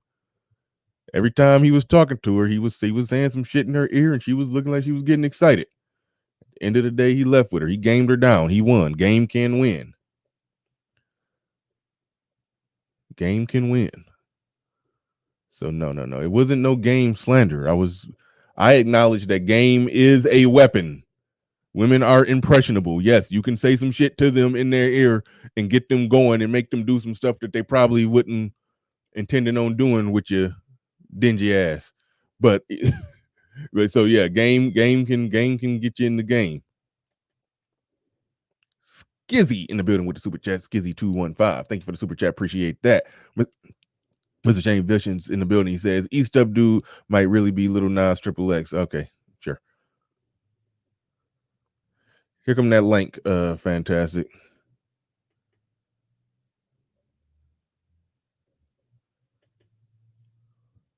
He was dressed like a fur trapper in the mountains. Yeah, there you go. Saludim El Rahim got it. That's what he was in her ear telling her. It wasn't a game. He was like, baby, I'm gonna eat all you. I'm eating all of them groceries. All of them. That nigga wasn't playing. He snatched her right out from under me. Told her he was getting them groceries. And if that was the price of admission, he can have her. if that was the price of admission, you the better man. That's how I feel about that. But the link in the chat, anybody can come on up. We can chop it up. We got to put an end to all of this this game, all these game wars. This okay, somebody trolling hard with a whoever that is with that picture of Derek Jackson. You ain't coming up. Whoever the hell you are down there, yo ass. What up, fantastic man? Yo, what up, man? What's going on? Hey, you know what? I forgot. I meant to bring up your stream. I really didn't get to watch it. I saw a little bit of it where you was pointing out the simple fact that dudes with money will get hated on, or criticized for using money to get their women, but nobody will criticize a monkey ass gremlin face rapper who using money to get women that his looks wouldn't get. Exactly. Lil Wayne, Flavor Flav, all these, all this shit. If chicks say they ugly, right? Chicks come out and say this. This is a woman's opinion, not mine. Women say that these dudes are unattractive, but yet and still, like you said, Lil Wayne got how many baby mamas? I don't know. You know what I'm saying? Can't even keep count. What the fuck is this? Come on, man. And, it's zero. That's zero, man. Change that shit. Zero. Come on, man. that was zero. I had to do what you taught me. Click on the three dots. Yeah, okay. Yeah. I ain't putting. He said he's 2013 Derek Jackson. Man, get out of here, man. We get the point zero, but you got to go. And I'm not having. I'm not having a shirtless Derek Jackson avatar up here. That ain't happening. But go ahead. I'm gonna argue with you about this basketball thing for a little minute. Then we'll hop into the topic. You gotta get your shit up, man. You gotta do this, man. We gotta have like the sports thing, man. Shout out to Mace though. Shout out to Mace Taggart, man. Mace Taggart is like the sports guy of the thing. But yeah, man, we definitely got to do that. Because they changed, bro. They literally changed the rules and sped up the pace and phased out the big man. That's why Dwight Howard took such a big hit. Dwight Howard was like the last big man for a long time. Then you got Anthony Davis and Joel Embiid in them. That's why it's coming back to it, because the big man is back. Anthony Davis is able to work inside and out. He's not just a stretch big that's gonna settle for the three or whatnot. He can actually do work down in the post. And has all the levels. But for the longest time, that's why they had Kendrick Perkins and what's the big Australian dude or New Zealand dude that was on OKC for the longest? You talking about Steven Adams or Steven Adams. Yeah, Steven Adams, those type of bigs. That's why you had the other Lopez brothers. Like that's why you had all those kind of bigs, bro. You just a utility guy. You weren't expected to run the offense through you. You had very few prominent bigs post Dwight Howard, if you think about it. And then when you did start getting them, that's why Zion Williamson is so important, man, because he's a big, but he brings back those Charles Barkley vibes. But whenever you do the sports thing, we'll talk about that from the NBA's point. Oh yeah.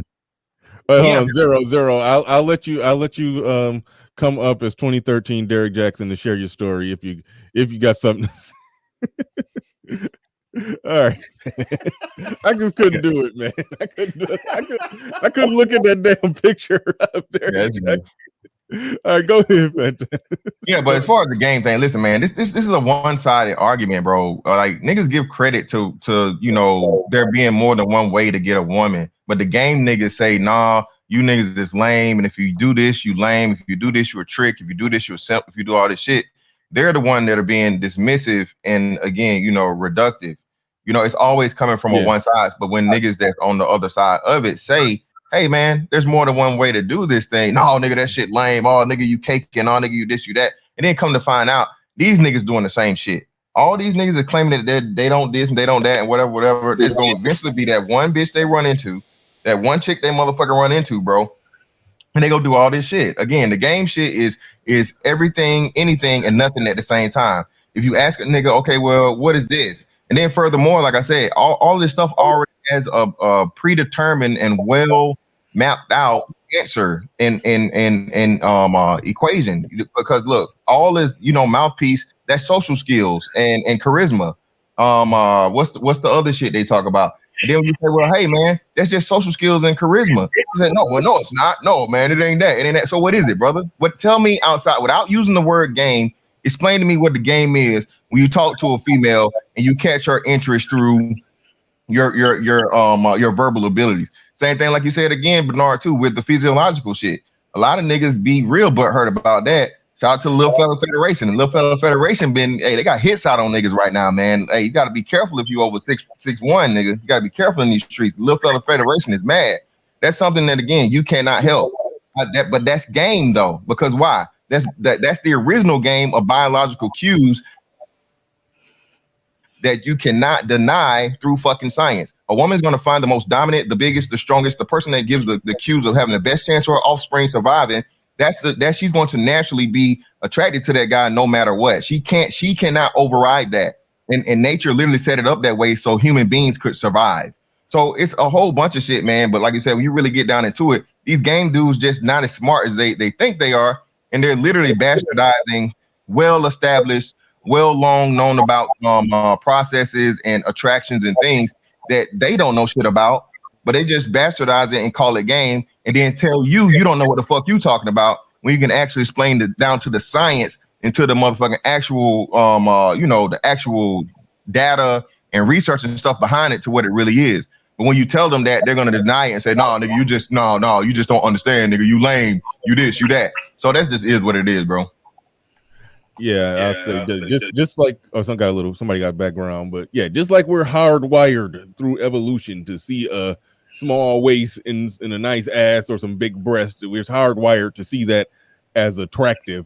Yeah, they are hardwired to see height, muscles, and all of that stuff. There are markers, genetic markers that they look at that unknowingly, even against their will, they're attracted to that. So if we're just talking about a primal conversation, then yeah, it's no denying that there are certain types of men that they're just naturally going to find more attractive. But in modern day times, there are so many moving parts though, and so that's why it's multiple ways to get on. But JJ in the building with Super Chat, he says, when I found out 50 Cent and Snoop Dogg giving chicks 10 and 20 bands recently. Shout out to you and thank you for the Super Chat. All right. Ty City says, this is brilliant, Bernard. It already turned into what the VAG wants.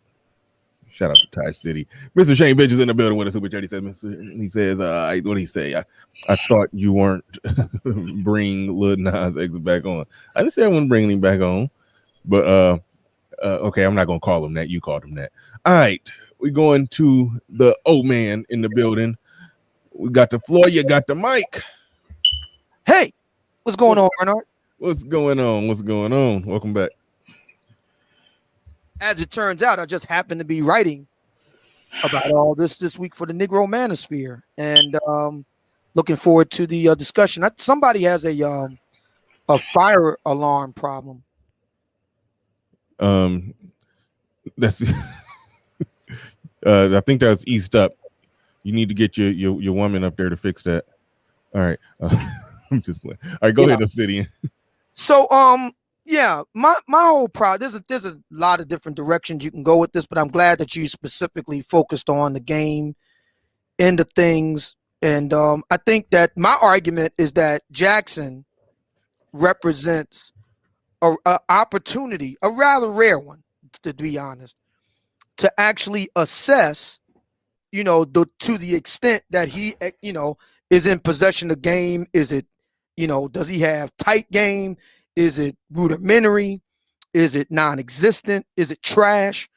One of the things, and I say this as a game writer, everybody knows about my book by now. And I cite well-known game authors in that book. One of the things that really distresses me is that, and this just isn't with regard to the game discussion, but with regard to Black America in general and the challenge moving forward. One thing I really admire about our white brothers from other mothers, they use science to guide their arguments, guide their actions. We don't. I mean, just when you study, human mating questions, if you look at all of the literature in Black America, the biggest sellers, Jackson being a case in point, but an even bigger one being, Steve Harvey.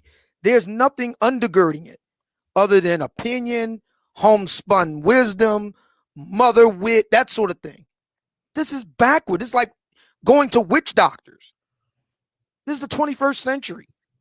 And Black Americans are tasked with a very, very, very powerful question. Are we going to embrace, the Enlightenment, the scientific method, the understanding of the West rooted in Athens and Jerusalem, or are we going to remain mired in a primitive past? I think all of that is kind of encapsulated in this moment regarding Derek Jackson. And it's on both sides, not just with the ladies, but also with the men. And so my approach with game is that it's informed by science, not my opinion, not what I think it should be, not what I would like it to be, but what the evidence bears out. And that brings me to, even though I didn't plan to go in this direction, but it does bring me to Mr. Fantastic's statements about evolution. With all due respect to him, I don't think he understands it as well as he thinks he does. But I have a question. In light of his argument, the question is this: if women were, even Black women, if they were predisposed to get the biggest, strongest guy, why is the global male average height 5'7"? There should be, by that argument, there should be no 5'7" guys. Can I answer your question? They should have all died out because women would have been selected. No, can I answer your question? I'm not finished with it. Okay. Yeah. By that argument, women would have selected for guys like you instead of guys like me, and there would just be guys like you in the world. So clearly there's another variable in the mix. The fact that guys like me exist and we are the, male average height worldwide says something. That brings me to the next question, and this is really a powerful point in light of the situation with Jackson. Are female mating cue or female attraction triggers what they find attractive in men? Is it something that's static? That is to say, fixed no matter what other variable is in the mix? Or is it something that's fluid and dynamic over time? Now, according to researchers like Roy Baumeister out of Florida, he argues, and you can read this in the book A Billion Wicked Thoughts, although Baumeister has written many works on it in his own right, women's sexuality is much more fluid and plastic than men's. Why would that be? Why is it that we find that women are much more likely to be situational lesbians than men being situational homosexual men? When you study homosexuality, and Buss talks about this in his book, The Evolution of Desire. When you study homosexuality, gay men and straight men are basically the same with one difference. One likes to have sex with women, the other likes to have sex with men. Both of them focus on youth as a major attraction trigger. Both do. Both are very promiscuous. Gay male couples are far and away more promiscuous than lesbian couples are. So we see with women, the whole thing changes. If a guy is gay, he don't go back and forth that often. It's rare to find bisexual men. Contrary to the popular opinion, especially in Black America, especially among Black women, the truth is bisexual men are very rare. It's usually you're either straight or gay, and it's pretty much set like that for life with men. We got it. But with women, you can go back and forth. And this has been proven in terms of brain studies. This is the reason why I mentioned A Billion Wicked Thoughts. So my question to Mr. Fantastic is twofold.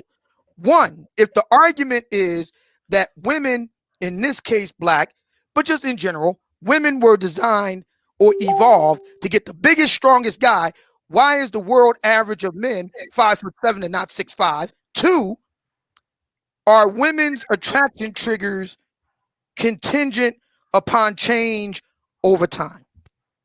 All right. One, you, sir, respectfully, as you said to me, have a very, very poor understanding of genetics.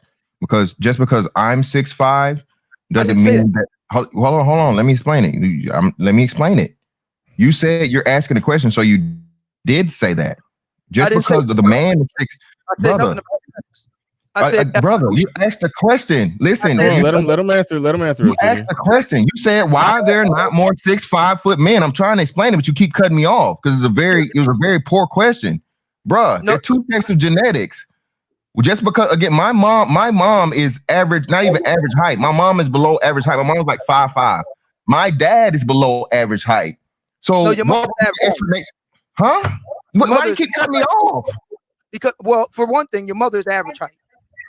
Okay, well, either way, she's average height. There's no tall person in I'm literally the tallest person in my family. That's what I'm trying to tell you. So genetics, two people being put together, two tall people being put together doesn't equal a tall person.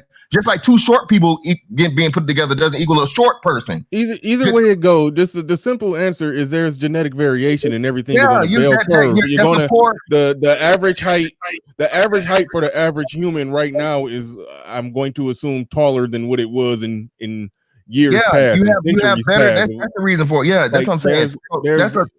That's a poor question. And variables, like, just because something is more selected for, it doesn't mean it's going to flatline across the board. Everybody's going to have it. There's going to be varying levels to it. I mean, genetics are not just that clean cut. Yeah, it's not that cut and dry. Just because I'm a tall guy doesn't mean I'm gonna get tall kids. Just like, I mean, just a short kid.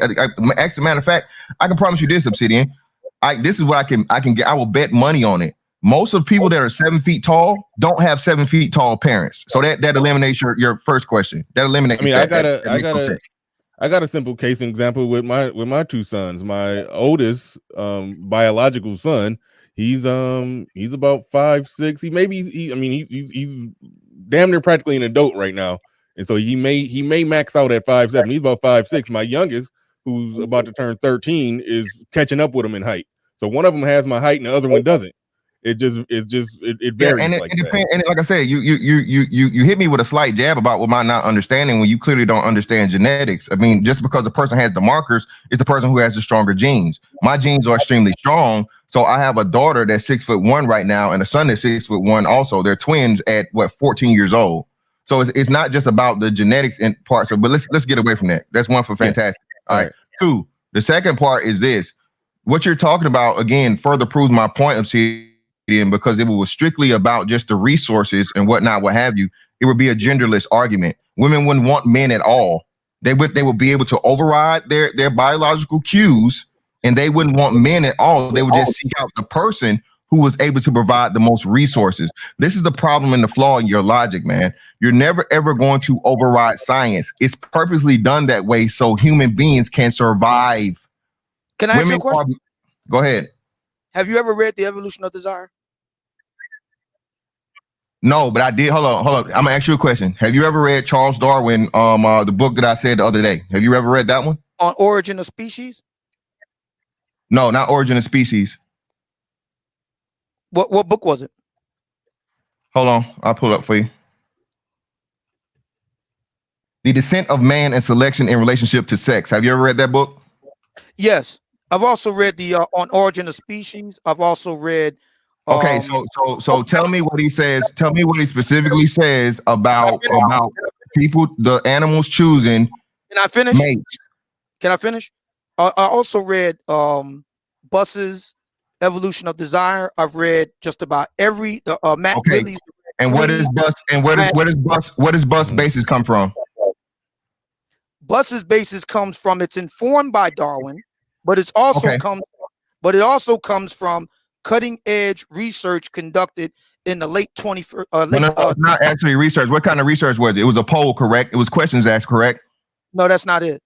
Well, no, you did say that. So how was the research done? Was it not a question to ask for women? Because you said what women. No, you can't. Don't change your tune now. Because you said women were asked. Is that not what you always say? I'm not changing anything. I'm proving that you don't. Women ask the question. I'm proving a point. See, Mr. Fantastic. Look, listen. A fundamental problem here is that in order for you to attempt to try to one-up me, you want to go and get something by Darwin. I've been studying this for over 10 years. You clearly have a bias here that only you can see. Actual researchers. I've actually don't care about you talking to them. You talk to the researchers that fit your narrative, bro. No, that's not true. Yes, it is true. That's not true. That's not true. All right, let's go ahead and kind of wrap up what we going back and forth. We'll circle back to it, but go ahead and make your point, and we're gonna move on. The problem here is I've not only studied Darwin, I've also studied his cousin, Sir Francis Galton, who did study genetics. As a matter of fact, there's something that's attributed to him called regression to the mean. What you were talking about using your parents and what Bernard talked about would be that. In other words, if you have two parents, they're both, plus 6 foot, the chances of their children being plus 6 foot would be the same because it would regress to the mean. No, I said less than 6 foot. I'm the tallest person in my family. Exactly. That's what's known. What I'm talking about is regression to the mean. Whatever the mean is in the family. No, I wouldn't be the mean. The mean is the average between the biggest and the smallest. I would be outside of the mean, Obsidian. What the fuck? Exactly. So what I'm saying, be regression to the mean then. So you're making my point again. No, I'm not. I'm actually making my point. Why are you so excited? All right, let me just push pause on this because this is going to go in circles. No, it's not. I think hold on. I'm asking a question. Why are worldwide the median height of men is 5'7" if what Mr. Fantastic is saying is true? Because why would you expect? Hold on. Why would you expect that it would flatline at 6'3" just because women have a stated preference for height? So what is the purpose? What is the engine by which we put genes into the future? What is the engine? Sex. What do you mean the engine? He means sex. He means that that's the process that we do. Bernard, again, Bernard. Okay, go ahead. Let me say this real quick. Bernard, again, at any point in time when women have always been what, Bernard? Me and you had this conversation. Substantially smaller than men, right? Substantially smaller than men. So the regression to the mean would mean you have the height of the man and the shortness of the woman, which pretty much come to a happy medium. Okay. So what never ever changed, Bernard, is what? Women becoming equal height with the men. So you're always going to have, no matter how tall the man is, his tall genes competing with the woman's shorter genes. And just because it's a man doesn't mean the man has dominant genes. I do this for real. So the reason why this shit is a shorter thing is because you're never going to have more fucking a tall man get with enough tall women because there are not enough tall women to go around for both of them to have the tall marker in the neck marker. All right. So come on, man. Stop trying to play me. Wait, Obsidian. I think hold on, real quick, Obsidian. I think the only simple point that you're trying to make, that even though that women are more attracted to bigger, taller, stronger, higher testosterone men, they still have had sex over the course of human history with shorter men as well, and that has been the engine that has put genes into the pool, genes into the gene pool. And so yes, there are short men who can still have sex, and women are fluid in their in the ways that they choose. But I don't think what I'm saying, an uphill battle to try to say that I'm saying, a high percentage, you've proven scientifically also that a high percentage of them, particularly black women, do like height and looks and muscles and all of that stuff, and they prefer that. You've proven that too. So let's try to disaggregate a few things. Number one, what I'm saying is that clearly there is evidence for women in general. We're gonna get to black women in a minute, and for women in general to see to be affected by changes over time. That's what evolution means. Yes, that's change true. Over time. So clearly, women worldwide have changed their mating criteria over time. That's the reason why I mentioned Baumeister and his research about the plasticity of women's sexuality.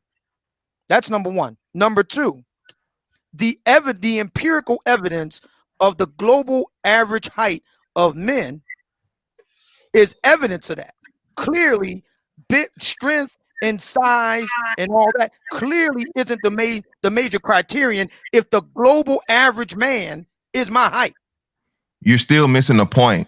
That is her settling. That is her settling for someone for the resource, not what she really wants. That does not eliminate who she really does want. Again, at the end of the day, Obsidian, you're trying to override biological fucking fact. You're never gonna do it, bro. You're never gonna do it. Why you keep interrupting me? Well, again, you interrupted me. I don't know how many times. I'm just simply interjecting. I want to move forward. If the engine of evolution, if the engine of genes is sex, and the argument is she didn't get what the guy she really wanted, why would a woman, the female of any species, heavily investing more in the act of reproduction than any male, why would she do that?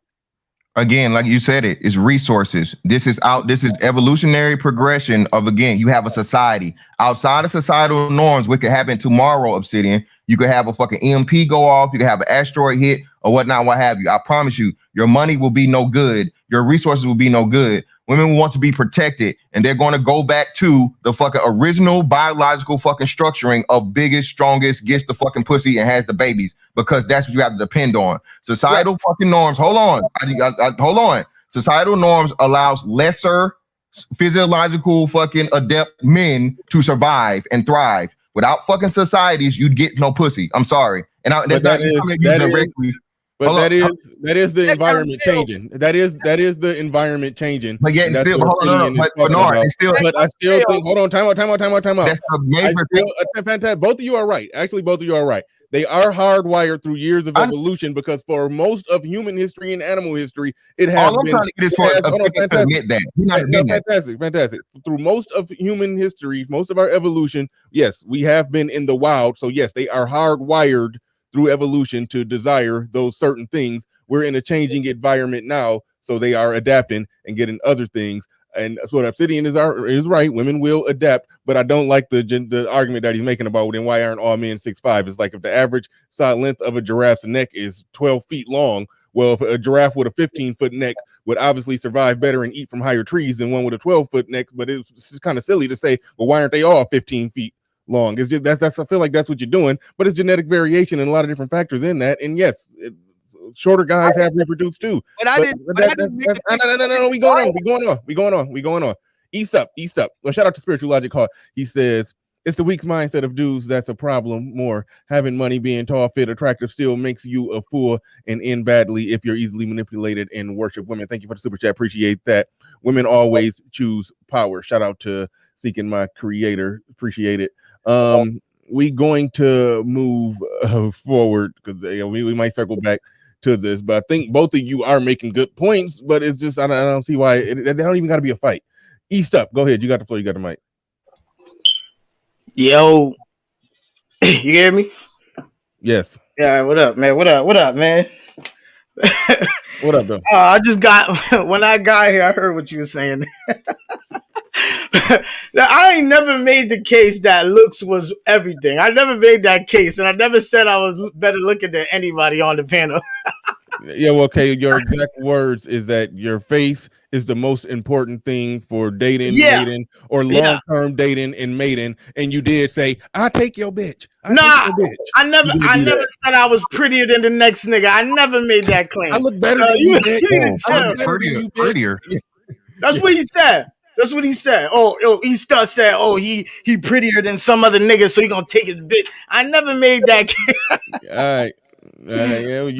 But my whole argument, my whole point was when bitches choose, it's unique to the guy. It's unique to your face. It don't matter about your height. I don't know why you two niggas is bitching about height, and it really don't matter about your money. If it's unique to that woman, that was my whole point. And then the whole age factor came in and all that shit. Niggas trying to call me out my name. I see that bitch nigga that you got for a fucking moderator, that fucking Shane Vicious motherfucker. Bro need to relax, nigga. Chill, nigga. We on the mic. Anywho, that's my whole fucking argument. That's all I was fucking saying. So say what the fuck you want to say, bro. God. All right, cool. Thanks for clearing that up. We understand now. DJ Cuda, no, it's all good. We'll circle back to you. DJ Cuda, thank you for your patience, man. Thank you for your patience. Go ahead. You got the floor. You got the mic. Welcome to the show. You don't hop up here that much, so I'm glad to have you here. Yeah, man. Y'all can hear me, right? Yeah, you good. You know your mic sound good. Come on, cut it out. Well, no, I'm on my phone right now. Damn, your phone sounds better than niggas' mic. It's a lot of other things that play into fact other than like height and weight and stuff like that. You got to be able to make her feel good, charm, get her to laugh, talk to her. It's how she feel around you. You know what I'm saying? It's like it's a lot of other stuff that go into that play into it. You got to be able to make her laugh. Some of the stuff that you say to her, be able to evoke emotions and, turn it into attraction, be able to talk to her, speak to her, make her feel good in your presence and stuff like that.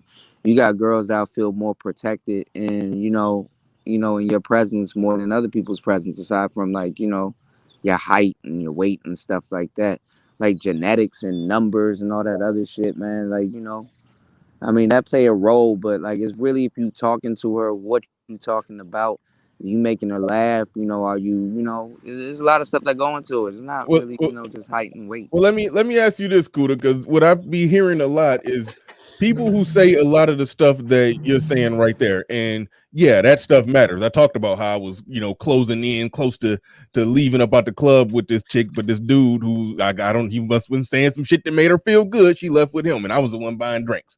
That happens. Yeah. That happens. We all done took L's. Yeah. But what I'm seeing is a lot of dudes who talk about what you just talked about, because essentially what you was talking. Somebody got mute up. Well, I don't know. That might be cool. So go ahead. You can keep the little background noise because me and you talking right now. But yeah. There's some dudes who may not have those type of verbal skills, social skills, and or game like that.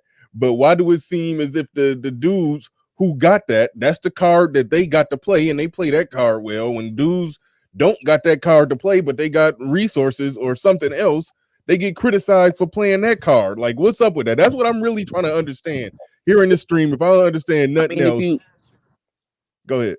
Yeah, if you put your resources first, you're gonna get used for your resources. A lot of that stuff is a deterrent. A lot of that stuff is a deterrent.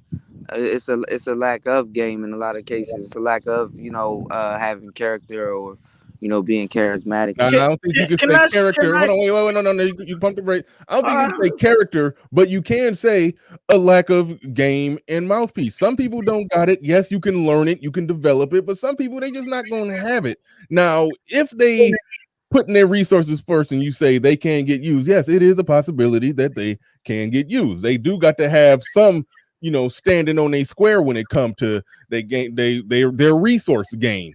Yeah, they can lose it too, but I mean, just like the game dude can lose to somebody that got resources. She may be like, man, forget this dude. He ain't offering. Bernard, he just saying a bunch of real quick. The game dude ain't doing nothing but just saying a bunch of shit in my ear that sound good. This man with resources actually got something tangible that can benefit me. I'm about to rock with him. Everybody can lose. So why?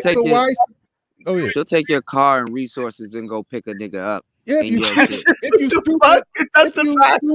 dude, damn, quit having an orgasm every time somebody says something you ain't. Shit. No, but she'll take your car and your resources. Isn't that only if he's stupid? Because it was a time. I mean, I could tell simp stories all day. It was a time when I was letting a chick ride my car. I can't prove that she picked up another nigga in my car, but she was in my damn car. Bernard, take it to the grave. Bernard. Come on now. No. I got worse stories. Trust me. I got stories that's going to the grave. Hold on, but trust me, you don't understand how much times just playing around. I realized it later. I've been in other niggas' cars. I done been in other niggas' cribs. But hold on. So what else do you take? Bernard, we gotta ask this question. Bernard, we gotta ask this question though. Bernard, no. This is we talk about Bernard. This nigga here. Okay, so when have you lost though? When have you lost to the chicken you were on the other side? I lose all the time. I have to all the time. Everybody lose. It all depends on how you play the game. So give an example. That's what I'm saying. So give us an example. Give us an example. A loss is a loss. Like what the fuck? No. You specifically said about your win, so be specific about your loss. Give us an example where you lost. I mean, there's times where I did everything right and I still ain't get the chick. It happens. It's a game. Right, but so this is what I'm seeing here. I'm seeing people being overcritical of guys who have the aspect of the game that they may not have, or somebody may not have the part of the game that you do have, and being overcritical of that. Yes, I have taken some L's, but I've also been a guy who had never spent a penny on a chick, and she was coming over my house with some takeout from some Japanese steakhouse that she was out on a date with some dude. After the date, she came over to my house, and I'm sitting there eating the breadsticks and shit, and like that somebody else paid for. So I've been on both sides of that game, so I understand it. So you could lose. I want to say something. No, but you gotta wait, bro. You gotta wait. You can if you the dude who got money, yeah, you can take a major L. So you still gotta manage the situation, right? You gotta you gotta be smart with it. But to just say that that you taking an L, if that's the biggest card you got to play, because you may not have the looks, you may not have the mouthpiece, you probably can't spit no flavor in her ear to get her all going and get her following you over some shit you said that didn't really mean nothing, but just made her feel good. If you don't got that, but you playing the card that you do have to play and you getting some action from that, I don't get the point of criticizing it. Because the dude who ain't got nothing but a mouthpiece, he could take some L's too. The dude who don't got no mouthpiece, but hey, he got money. He can get some W's, he can get some L's. Everybody winning, everybody losing. The dude that got it all is the guy that's gonna win the most. The dude that don't got either one of them is the incel. So I don't understand why do we go so far with the back and forth on this. But I'm just saying a nigga that's riding around in another nigga's car is probably a broke nigga. Because I mean, I ain't never had a bitch pick me up in another nigga's car. I would refuse to do that game because you're playing with your life. So again, you gotta be a broke ass nigga to let a bitch knowingly pick you up in another nigga's car and play a stupid game with your life. I'm just saying, I wouldn't suggest that. The point is, it didn't matter if he was broke. Like she was fucking with him, and she was tricking the other niggas' money off on him.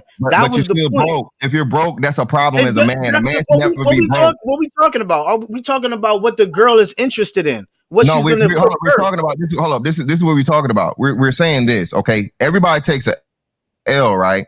So you trying to prop up to say, oh, a bitch picked me up in another nigga's car. Well, again, without that nigga, you wouldn't have a ride because you obviously don't have a car of your own, or you're to the point of where you're really. How is that beside the point? Well, I need you to because admit it that. don't matter. You're gonna It take does that matter. guy's money and give Bruh, it to him. That's what I'm telling you. Okay, so you willing to play that game? Listen, bro. Do you know what would happen? That's what I'm saying. If I ever caught a bitch, for one, that's why I don't let bitches drive my car. For one, two, like I said, if I ever caught a bitch with a nigga in my car or whatnot, what have you, bro, you're gonna have the problem, just like she's gonna have the problem. But I have to fuck you up off principle because you're riding around here in my shit, sending a message. So if you don't understand on some man shit, that's a big problem. And if you think you fucking with your life. That's besides the point. Yeah, Like, I think, hold on, real quick. Yeah, I mean, Fantastic is making a good point. If a chick picking you up in another dude car, you in a compromised state. I'll just say that you ain't. That's just flat out. Yeah, but yeah. So I mean, again, that's you added deficit, but you're using. Hold on, wait, stop, bruh.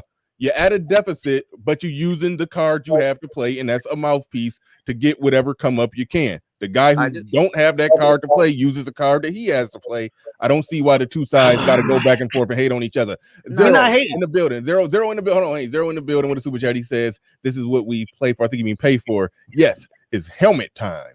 Shout out to Zero. Young J216. He says, by that logic, dudes getting their resources taken. It's called child support. Very fair point there. Fair point there.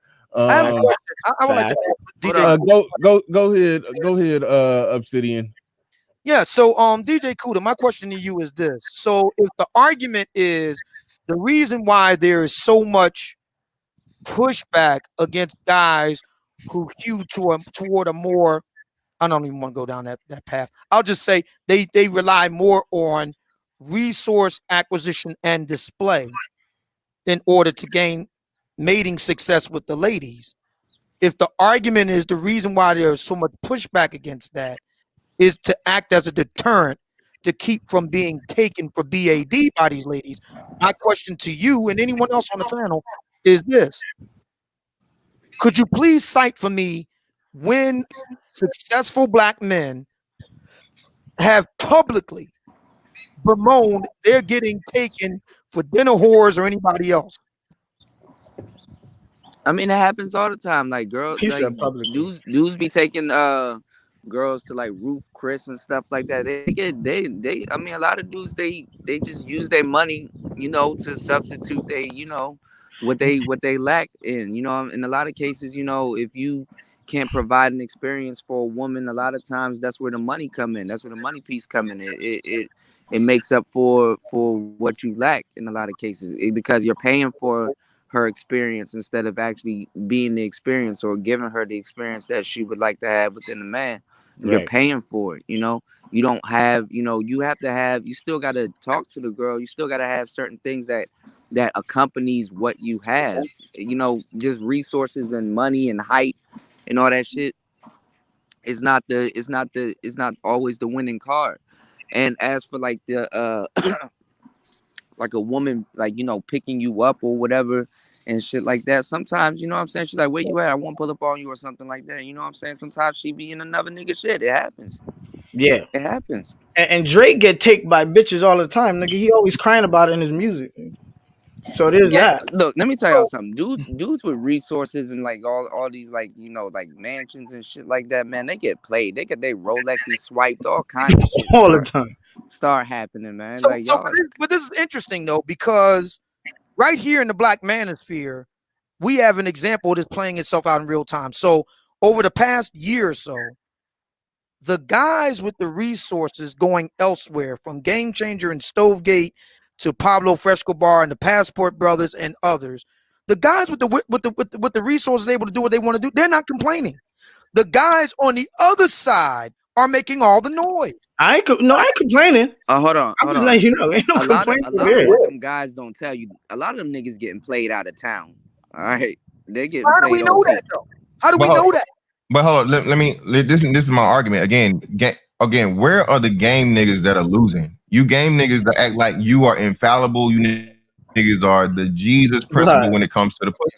It's just unrealistic. Stop it. That's what I'm telling you. I've heard. Hold on, bro. I didn't interrupt you. Hold on, fam. Hold on. I didn't interrupt you. Wait. Let's get one at a time. I don't know who was.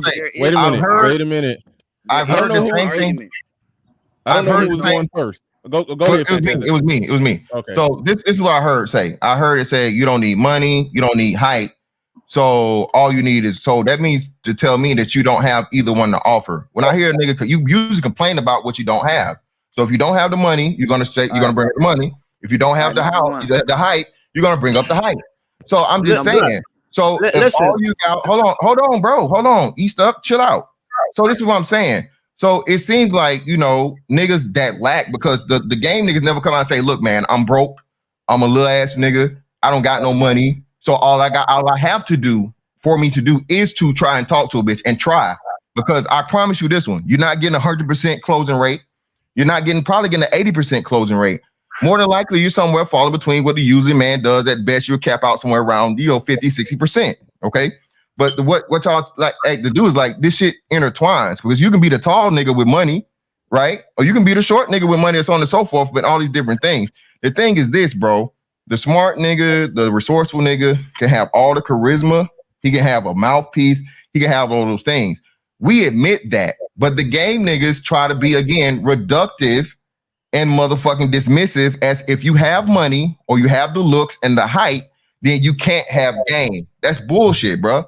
And then furthermore, like I said, if you're complaining about taking a chick to Roof Chris, which I don't believe in leading with, I'm in agreement with game niggas and everybody. I'm never gonna lead with my wallet, because I understand if a chick wants me, I want her to want me, not to what I can provide for her. But after she's giving me what I want and she's cool enough to stick around, I don't have a problem in taking her to Roof Chris or having her enjoy good things with me with my resources, because she's earned them through giving me that pussy. So again, man, it's only one side, as Obsidian said, that's talking about the other side. Passport niggas is on their way minding their business. Passport bros and say, "Oh, you niggas over here is lame. You niggas is no."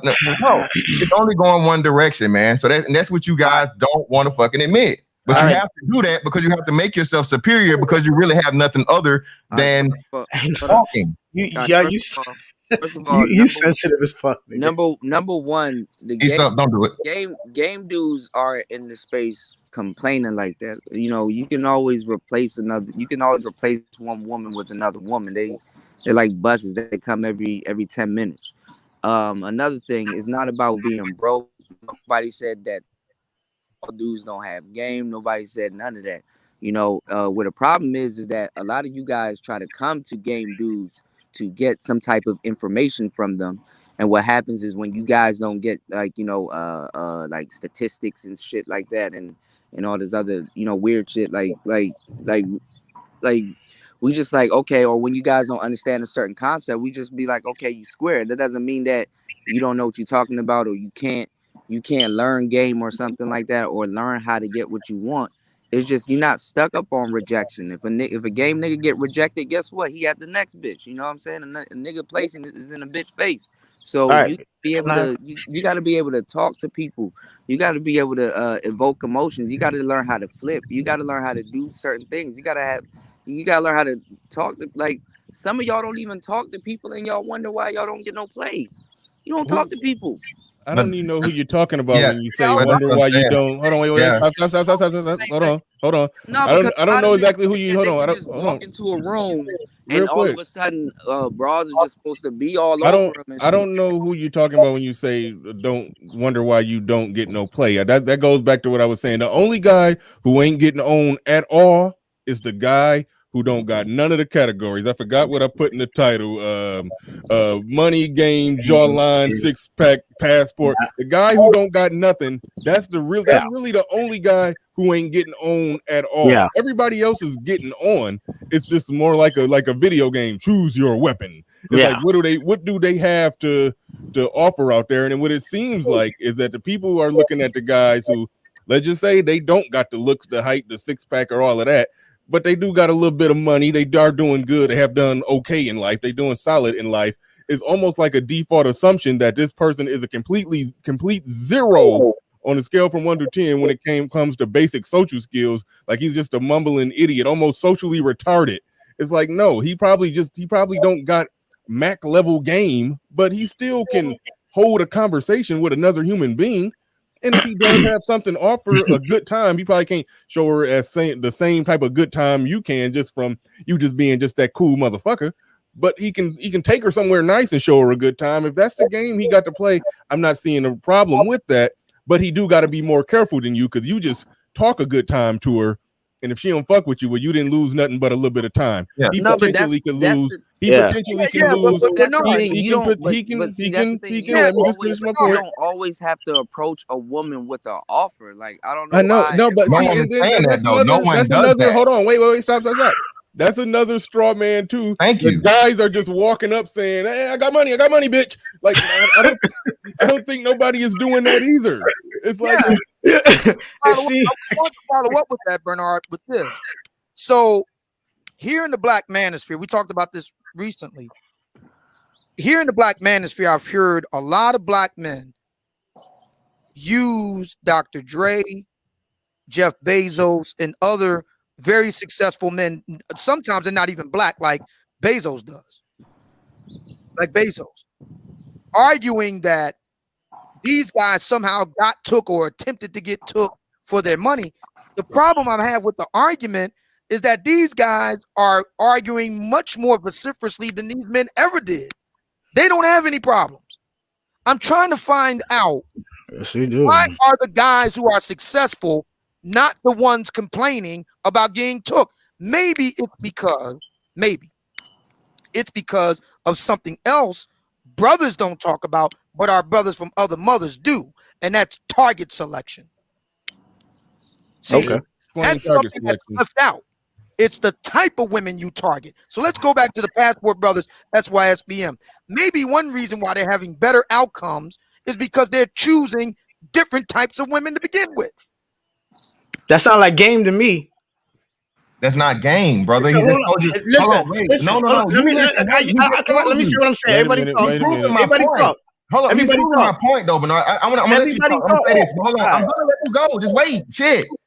You knew, nigga. Chill out. So, like I'm saying, hold on. You just proved my point. Obsidian gave you the actual fucking like scientific term of this that's been studied for years upon years upon years. Okay. Game is not that old, nigga. Game is not even 100 years old, nigga. So what we're trying to tell you is this: you niggas bastardize everything that's already been proven for hundreds and thousands of fucking years, and you say it's game. Now go. Okay, so the only time you take. Damn. I'm sorry, we kind of hazing you, East up, because you knew you. All right, go ahead. I'm gonna let you talk. But go ahead. Go ahead, East up. Go ahead. Yeah, part of game is recognizing what kind of girl to fuck with. Part of game is recognizing what bitch is choosing. So the only time you ever really take L's in this game is when you prioritize the wrong thing. Like, for instance, you guys are prioritizing a lot of money, and that's when you take that L. And what you just explained about, how guys know which bitch to choose from, that is 101. That's game 101. It's a lot of dudes that I see, they don't even recognize when a bitch is even choosing. Like, for instance, like I'm new here, but this chick, I keep seeing her in the chat, Jessica X. Like, I don't see how y'all feel. How I don't know how many niggas hollered at her. I don't know how many niggas try to get with her. But to me, she seems like she's always in the mix. I don't see how no guy ever tried to talk to her at all. And she's like, I think she's young. She's like, in her late 20s or some shit like that. And I don't think most guys really try to, hit on her like that. So what I'm saying is, y'all niggas, y'all don't recognize when a bitch is actually choosing, and they're not choosing. I feel like I'm ugly. Y'all start. Whoa. Time out. Always got to cut them off when they start saying that. I don't know a nigga that come on my channel who talk like that. They're not choosing me. I'm ugly. Yeah. And furthermore, nigga, some of y'all niggas feel that way. Hold on, nigga. Do you know what Jessica X is? Hold on. Do you know what Jessica X is, bro? East up. Do you know what Jessica X is? Do you know what she is? Do I care? No, I don't care. I don't know. You should care, you fucking genius. Why? Where's she at? Make your point. Make your point. Make your point. Yeah. You simple ass nigga. She's overseas. So why the fuck would you motherfucking try to match on or talk to a chick that you have no chance in meeting? You gonna pay a plane ticket? Hold on. Are you gonna pay a fucking plane ticket to go fucking see her in the UK, nigga? That's Fly that bitch niggas do that. Fly her. Wait on real quick. You ain't gonna do that? Hold on. Why you tricking? Wait, pump the brakes. Oh tricking, yeah, nigga? that's tricking. You tricking. You tricking. You got it, fantastic. You knew here. Set you up. But either way, that wasn't my point. Either way, hold on, time out. I'm quite sure plenty of dudes have shot at Jessica because that ain't really no big thing. Where I'm at with it, I'm on the internet, on YouTube. All these chicks, they just some pixels on the damn screen of my monitor. Most of them haven't even established personhood. So that's where I'm at with that. Y'all can holler at advertisers. My point is, but hold on. I want to read this super chat. So shut up, and then I want to circle back to something that Obsidian said real quick. James Hudson in the building. He says, "Game dudes never show received. Donovan Sharp got exposed. He is married to a fat white woman in travel groups, and 90% of them show receipts." Yeah, shout out to Pablo Frescobar. He pulled out receipts, and dudes was showing their wives over there. That was a pretty cool stream. But I think I missed another super chat. Obsidian, what was that term that you said? You said a term called target. What was that? Yeah, target selection. So explain exactly what that means. Yeah, I'm reading from the book The Game: Penetrating the Secret Society of Pickup Artists by Neil Strauss, New York Times bestseller, 2005. He defines target in the glossary section as follows: target, noun, the woman in a group whom the pickup artist desires and is running game on. Origin, mystery. That's 2005. So, yeah, that's a fundamental game. And that's something I noticed black men don't talk about is target selection. So what I'm suggesting here is that maybe one reason why all these guys with money and resources don't complain as much is because the women that they choose just aren't as problematic, aren't as likely to try to, be dinner whores on them. You got to remember something. Successful guys got there for a reason. These are, by definition, smart people. Yeah, but not wait, hold on. No, I gotta counter that, Obsidian. No. Just because you're wealthy doesn't mean you're intelligent. It means you can be talented. It means you can have abilities in certain things. Again, a lot of athletes are wealthy, but they're not intelligent at all. So let's not athletes. But hold on. See, this is what you do, Obsidian. Hold on, and I gotta point this out. You always try to eliminate where you take the loss in the argument, brother. That's a part of the argument. It doesn't. You didn't have to say it. You talked about wealthy men. Who are included in wealthy men? Athletes, performers. Okay. I said Jeff Bezos. Okay, but it's not one person. You know where Jeff Bezos went to school? You didn't just say Jeff Bezos, bro. You just added that after the fact. No. You just hold up. When you read that definition, you said nothing about Jeff Bezos, bro. Jeff Bezos went to school. Again, Obsidian, I'm not agreeing with you, man. All right. Let me try to break the tie like this. Obsidian, just try to make your point, but just remember going forward to put in front of it, excluding athletes and rappers. Right. Then it's not just athletes and rappers, Bernard. It'd be athletes, it'd be rappers, even businessmen. A dude it depends on business doesn't mean he's intelligent. Doesn't mean you're intelligent because you're wealthy. All right. You still getting hazed, East up on. I gotta mute you for a second. Okay, you gotta earn your intelligent. So Jeff Bezos, remember, I never brought him up. I said black men in the black manosphere have used Jeff Bezos as a kind of object lesson in what not to do, why you shouldn't get married, because his divorce to his wife, who he met at Princeton, I might add. Oh, excuse me. No, I take that back. They didn't meet at Princeton. They both attended Princeton. They both went to Princeton. Number one on the U.S. News and World Report top 10 university. Number one, Princeton. Harvard's number two. They say you shouldn't get married because look at what happened to Jeff Bezos. Jeff Bezos cashed out his now ex-wife to the tune of $70 billion. Guess what? He made double that since then. You don't get that way by being just not even average intelligence. Jeff Bezos is a very smart guy. And that's another big factor here at work. You don't get wealthy by being an average or but definitely not below average guy in the world of commerce, not entertainment, not Hollywood. I'm talking about the world of commerce, where the vast majority of people in the United States get wealthy.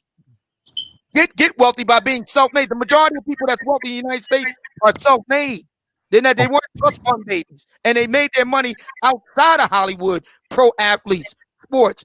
Okay, still, even that, outside of that, I promise you, the majority of fucking millionaires, Obsidian, are not fucking getting accepted in the Mensa, bro. Stop trying to equate one thing equaling the other. I didn't say Mensa.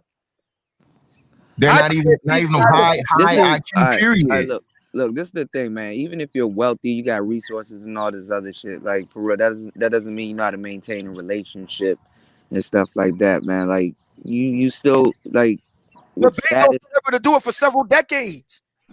Yeah, but that don't mean he maintained a relationship. She just with them. Some people are just with each other. Come on, man. Listen, look, fellas.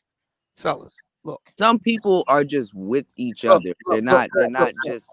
You know what I'm saying? Like if you are always working. Evidence. The evidence shows us Charles Murray coming apart. The evidence shows us that the upper middle class has the lowest divorce rate. But what's the reason for that, Obsidian? Because you have the most to lose. That you're leaving out all context. Not only that, but researchers at the University of Pennsylvania, Philly represent, shows us that people in the upper middle class get together for what they call hedonic marriage. The biggest areas of relationship breakdown is among the working class. Again, Charles Murray. Explain hedonic real quick. What's hedonic? I can Google it. I forgot that one. Like hedonist. Oh, okay, hedonist. Okay, gotcha. You can look. There's a really good article over on The Economist that you can read on that. All kind of articles all over the internet, but that Economist article is really good about hedonic marriage.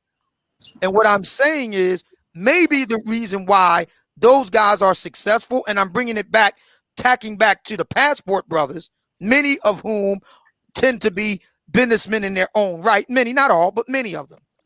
Maybe one reason why they're not up there making all the noise is because they chose women that would be more likely not be the one trying to run game on them, trying to finesse them, trying to fleece them, trying to dinner whore on them.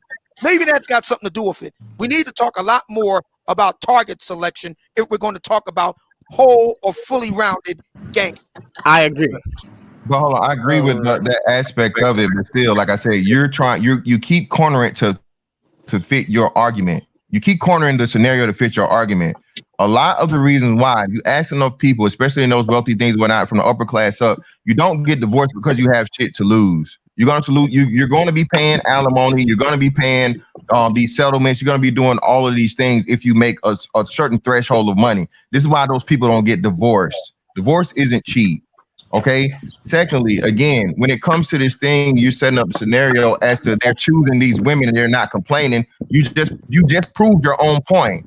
What's 75 billion to Jeff Bezos when Jeff Bezos has the most successful business in the world? It's nothing to him. So of course he's not going to complain, because to him, he can lose that money. He know he can make it right back. Once you go to the opposite end of the spectrum, though, to that person who's just now hitting that threshold of the upper middle class, he is complaining. In the black manosphere, you see that a lot of brothers have done said, hey, man, I took a major loss in my divorce. Okay, I took a major loss in my divorce.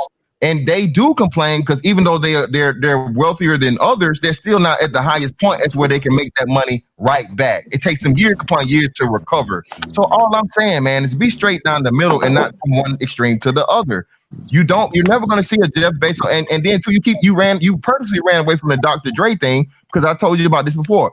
Dr. Dre is complaining because Dr. Dre didn't just give his wife a settlement. Dr. Dre is fighting to keep his shit. What Jeff Bezos did was say, hey, no need to go to court. No need to do this. No need to do that. Hey, bitch, take the money. I'm going to make you the richest woman in the world through fucking divorce and going about my way because I know I can make the money back. Dr. Dre on the other hand. All right. Speaking of my creator in the building with the Super Chat, he says, Mr. Fantastic in escapism mode. I don't know what he's talking about there. Yeah, I have no idea. Let it ride. Only broke bums ain't breaking bread. Uh-oh. Come on now. He says, because they don't have it, no excuses. I got 5 sisters. They know better than to entertain bums. Wish they would bring a budget penny pincher around me. That's cap. Around me and my brothers and dad. All right. Well, you don't know that that's cap because I mean I do understand the concept of men. You got sisters, you got daughters. Yeah, you do want them to not just fall for lack of a better word, fall victim to the mouthpiece nigga. You would like a dude to show up with resources actually offering her something that resembles a marriage and a family and he'd be productive and like that's how men should that's what men should want for their daughters. So I can't knock what he's saying and just say that it's cap. But I mean, we're not saying your mouthpiece. We're not saying your mouthpiece game is cap. So I mean, don't that. Like, a lot of quote unquote game dudes got resources and shit like that too. I don't know. I agree. I don't know. I don't like. This is what I don't get. Like a lot of dudes, they got resources, they got character, they got a whole bunch of different things, status and stuff like that. Other women want them. You know what I'm saying? Sometimes, like. I'm with it. I don't think it's as clear cut as you only got one.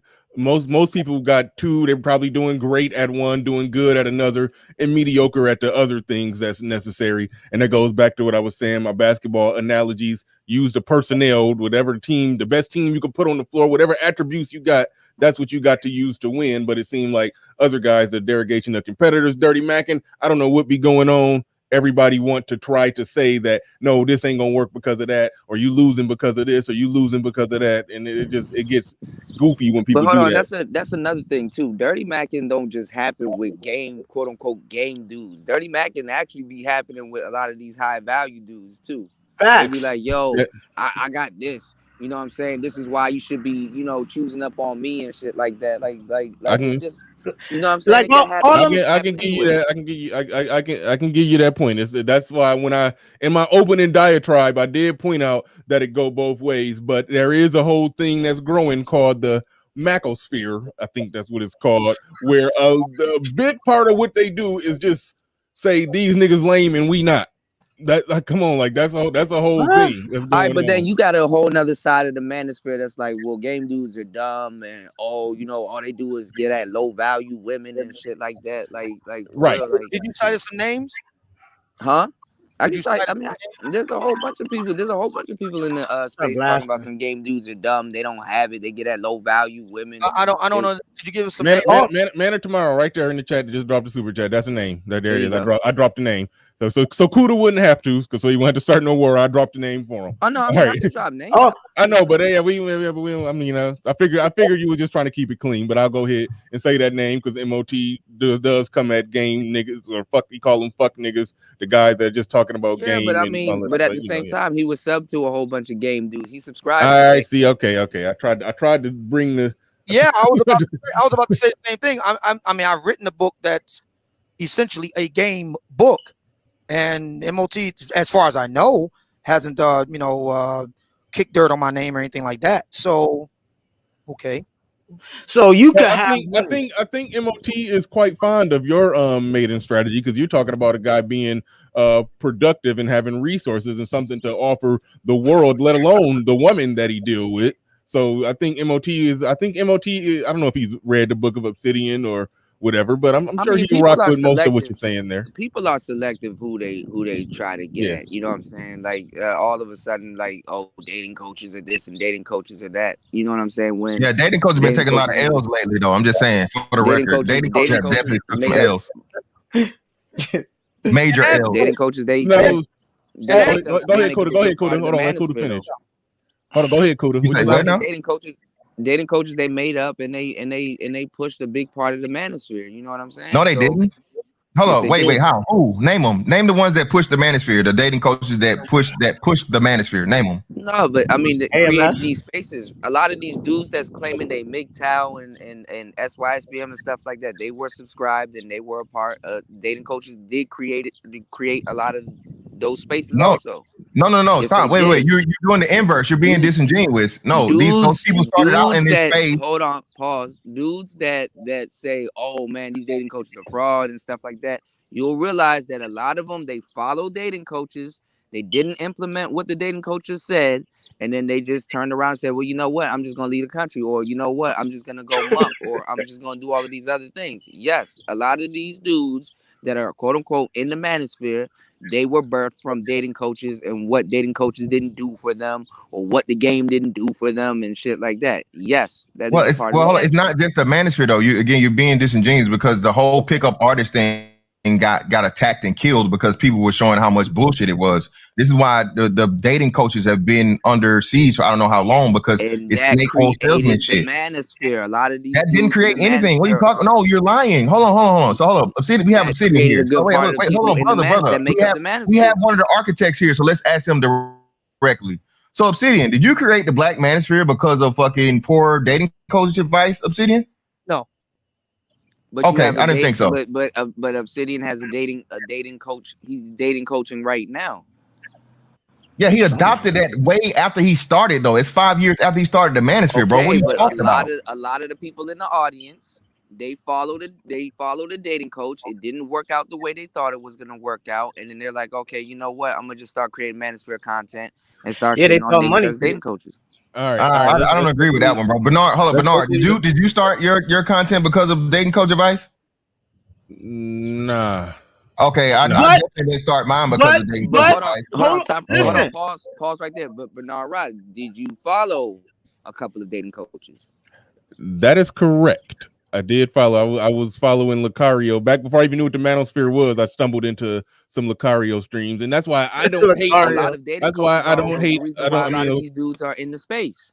Yeah, but that's poor logic. Hold on, no, that's still poor logic. It's poor. No, that's poor logic. But my reason for starting my channel was completely, I would say, separate from that. But it is true that I did rock with Lucario back before I even knew what a manosphere was. He used to put out some good advice and good information. So I don't hate on the game niggas. But still, man, listen, that's just poor logic. Hold on, the way you stumble upon this space has nothing. Just so I stumbled upon this space through Chronicles of Judah. He has nothing to do with dating coaches whatsoever. That's a drop of the algorithm, bro. So one day you're watching this person and okay, this dude was over here. So come on, man, stop it. No, that's poor logic, bro. The thing is, hold on, nigga, hold on. Let me give you a piece. Hold on. Listen, this is what I'm saying. This dude, the dude that's a dating coach, but is married to have in an open marriage with a non-black woman that admittedly deals with other things. I'm not saying no names. I'm just saying this is fantastic. It has nothing to do with Bernard Riley. Again, it makes me hard to believe that he can give me, not hard to believe. For me, it's impossible for him to give me any type of woman advice because he's being used by the woman. So Black Ram didn't put out any dating advice. Thinking man, I'll say this. I think both BGS wasn't putting out any dating advice. Both of y'all again, that's not the essence, bro. I talk about random things at random times. It's not about what a person.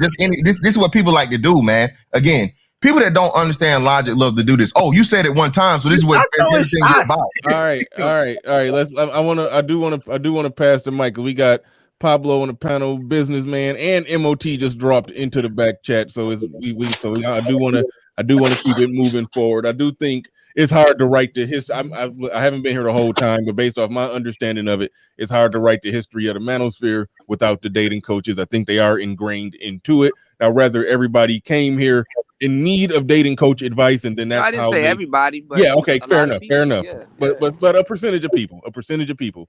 Yeah, I mean, I didn't really attach to the manosphere until I started hearing some Obsidian fire his daily 1 hour daily podcast thing that he was doing. I think early 2018, late 2017. Had them archived. I listened to all that, and that's how I got fully ingratiated. And a lot of manosphere dudes give out dating advice that they got from dating coaches. It's dating advice and how dealing with women is ingrained into it. That part of it can't be denied. By the way, Bernard, I'd like to just say really quickly, if I may, that speaking of taking it back to the old school, April 1, the day after tomorrow, you can check me out. I'll be doing daily podcasts, pre-recorded, old school style, starting April 1 over on the Obsidian Media Network 3 YouTube channel, not 2, 3. I'll be starting at April 1, taking it back to the old school. I'm still going to be doing my live shows on the other channel, but I'm going to be doing daily podcasts on that channel, the Obsidian Media Network 3. Also, my book publisher contacted me yesterday, said that the sale of the book is going great. They just gave me a fantastic rate on ordering my own books so I can send you signed copies. I got about half of that shipment, got a big shipment this time. Half of it is already accounted for. If you want to get the other half, first come, first serve. You know what to do. The link will be in the chat room. Thank you. All right. Snuggles 668 in the building. He says, are the game people trying to convey that being productive is a bad thing? No, I don't think that they're doing that, but sometimes it does come off that way. I don't think that's what they're trying to do, but they need to work on their marketing when it comes to that, because it be sounding like that sometimes. But a bad thing for a man to achieve, because it will be taken by another. Thank you for the super chat. Appreciate that. I don't believe that's what they're trying to do, though. Man of Tomorrow in the building with the super chat and also on the panel. He says, my God, I'll do an after show to clean this issue up. Thank you for the super, excuse me. And also the chat moving too fast. I think I lost Seeking My Creator's super chat. Where the hell is it? I can read it from right here. He didn't say nothing. He just said Mario Super Mode. Dun. I don't know what he's talking about there. But all right. Let's see. I'll go dig up the super chats through the analytics, but we're gonna go to Businessman One. You was been here for a minute, been very, very patient. So go ahead, you got the floor, you got the mic. Then we go on Pablo, then MOT. Let's go. You got it. Hey, how y'all guys doing? Doing good. Okay, a couple things. I'm just gonna run right through them real fast. The first thing I want to kind of touch on is the intelligence thing, where someone mentioned about the performers, the athletes, or the singers, rappers. There's 9 types of intelligence. So for anyone to say that those guys aren't intelligent, or we even could label them as geniuses, to say that they're not geniuses is pretty much taking credit away from their skill and what they put into it. And all of us could look up the 9 different types of intelligence that we all pretty much have some form personally as individuals. The next thing is when we look at the situation as far as what are women attracted to, is it genetic? Is it fluid? It's pretty much a combination of both of them. And also we have to throw in the regional aspects of this too.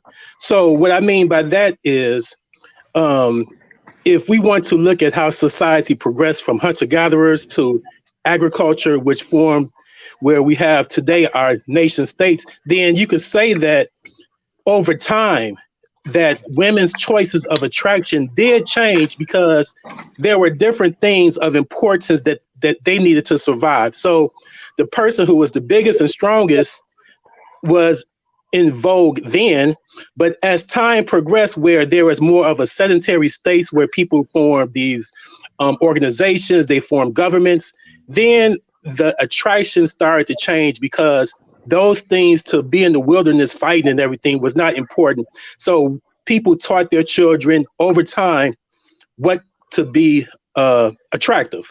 Okay, because when you think about it, just because a person is big and strong, but they have if we was living in the hunter-gatherer time, just because of the biggest and strongest person had a heart of water, that means that his bigness and strongest didn't do him any good. Therefore, someone who is smaller than him, who had the heart of Mike Tyson, could go and kill a boar. So then that's how we kind of could look at it as more of an individual thing, and that would pretty much influence a woman's attraction. Also, let's jump onto the Jeff Bezos and the ordinary guy, where we talk about the wealthy, the people who have more money versus the people who pretty much are at the bottom, who have higher divorce rates. Well, when we look at the divorce rates, yes, it is true that the more money you have, you pretty much get divorced less. But there's also, we have to look at the beginning of that they are putting more effort into their selection in the beginning too. Therefore, that when they pick a mate, they're strategically picking someone who they feel they could have something long term with. Whereas when people where we are and lower, we just looking at big asses and a good time for that night. So therefore, our selection is different. Therefore, we have different outcomes. I think that's all I wanted to touch on right now. But anyway, those are things I just wanted to hit on. Is and I don't think anyone up here is incorrect, because we could say game is this, but game is pretty much using whatever strength that you have to get the objective that you want. Like you said, Bernard, is the strength that you have. If your game is your mouthpiece, but you have, let's say, phenotypically some attractive eyes that women like, you're gonna look into her eyes, spitting your bullshit game. However, if your game is you have enough money to buy a Maserati, you're gonna talk your same bullshit and you're gonna show her your Maserati. So therefore, you pretty much doing the same thing. It's just using your strengths to accomplish your goals. And I always tell guys, there is really no such thing as an incel. He ain't said nothing. There's no such thing as an incel. The thing of it is that the incel just hasn't figured out a way to showcase his interest, to get to the girl, to show the girl that he is interested in something, to grasp her interest. That's pretty much it.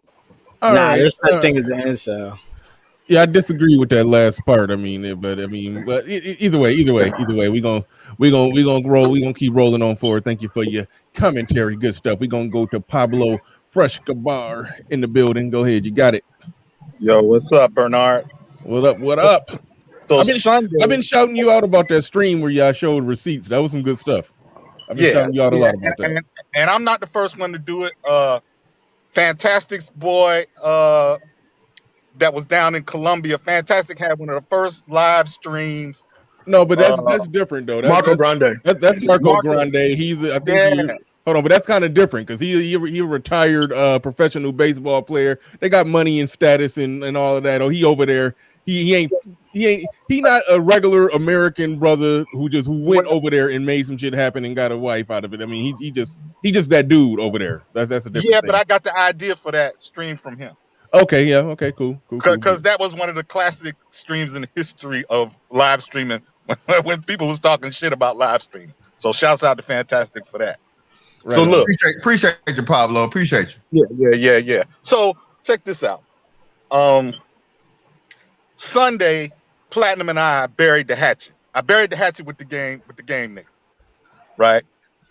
And we came to this conclusion that a man have to decide for himself what it is that he needs to do to accomplish success with women or in life in general. Right. So, and nobody can really tell you what that is. You have to figure it out for yourself, what that is for you. And for me, I know I had to get rid of my need to bring more niggas under my tent. And I really don't.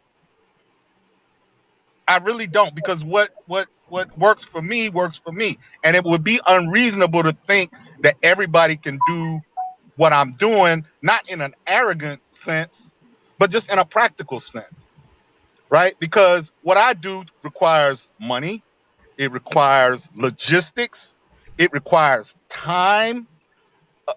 I'm running into an issue now with my job with, well, how much leave time do I have to take off and go away? Now, it hasn't been a problem until recently, but it's becoming one, right? So I'm having to finagle and find out how much time I can take off so I can travel and do all that kind of stuff. So it becomes an issue, right? So everybody, whether you're a game brother, you just using your mouthpiece, well, you might come up short one day, and she might want to go, to San Tropez or some shit, and your wallet's short, and you just want to give it a game. Well, brother, your pocket's kind of thin now, and not that all game dudes are broke. Obviously, that's not true. And neither all passport bros, weak with women and couldn't get one here. I showed my receipts on that too. So, guys have various areas of strength. You understand what I'm saying? A guy could be 6'5" and still, be successful in his business life. That doesn't mean he's just a dumb musclehead. So you got to work what you got. Right on. Good stuff. All right. Real quick, for those of you who sent super chats and I lost them. Let me sit up in my chair and see. Archer sent a super chat. He said, who took the first shots, game guys or money guys. I don't even remember. Yeah, Asian quite Sama, obvious.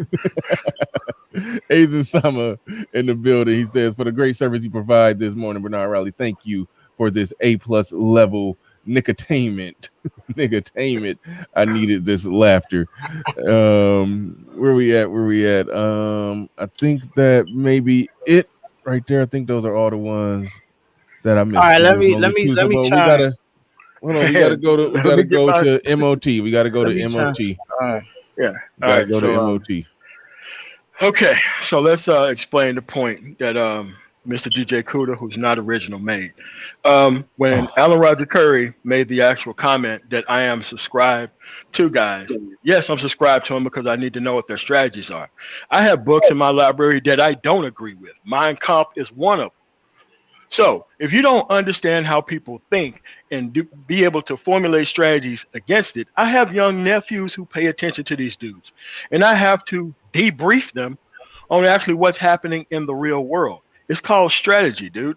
Like a lot of people I disagree with, I listen to their points, I think logically through their illogic, and then I dismantle their points from the end to the beginning. That's why I subscribe to those guys. So it's not a bad thing that for $5 a month, I get all this advanced knowledge for people who try to dismiss resources and accomplishments to try to kowtow to women within the environment.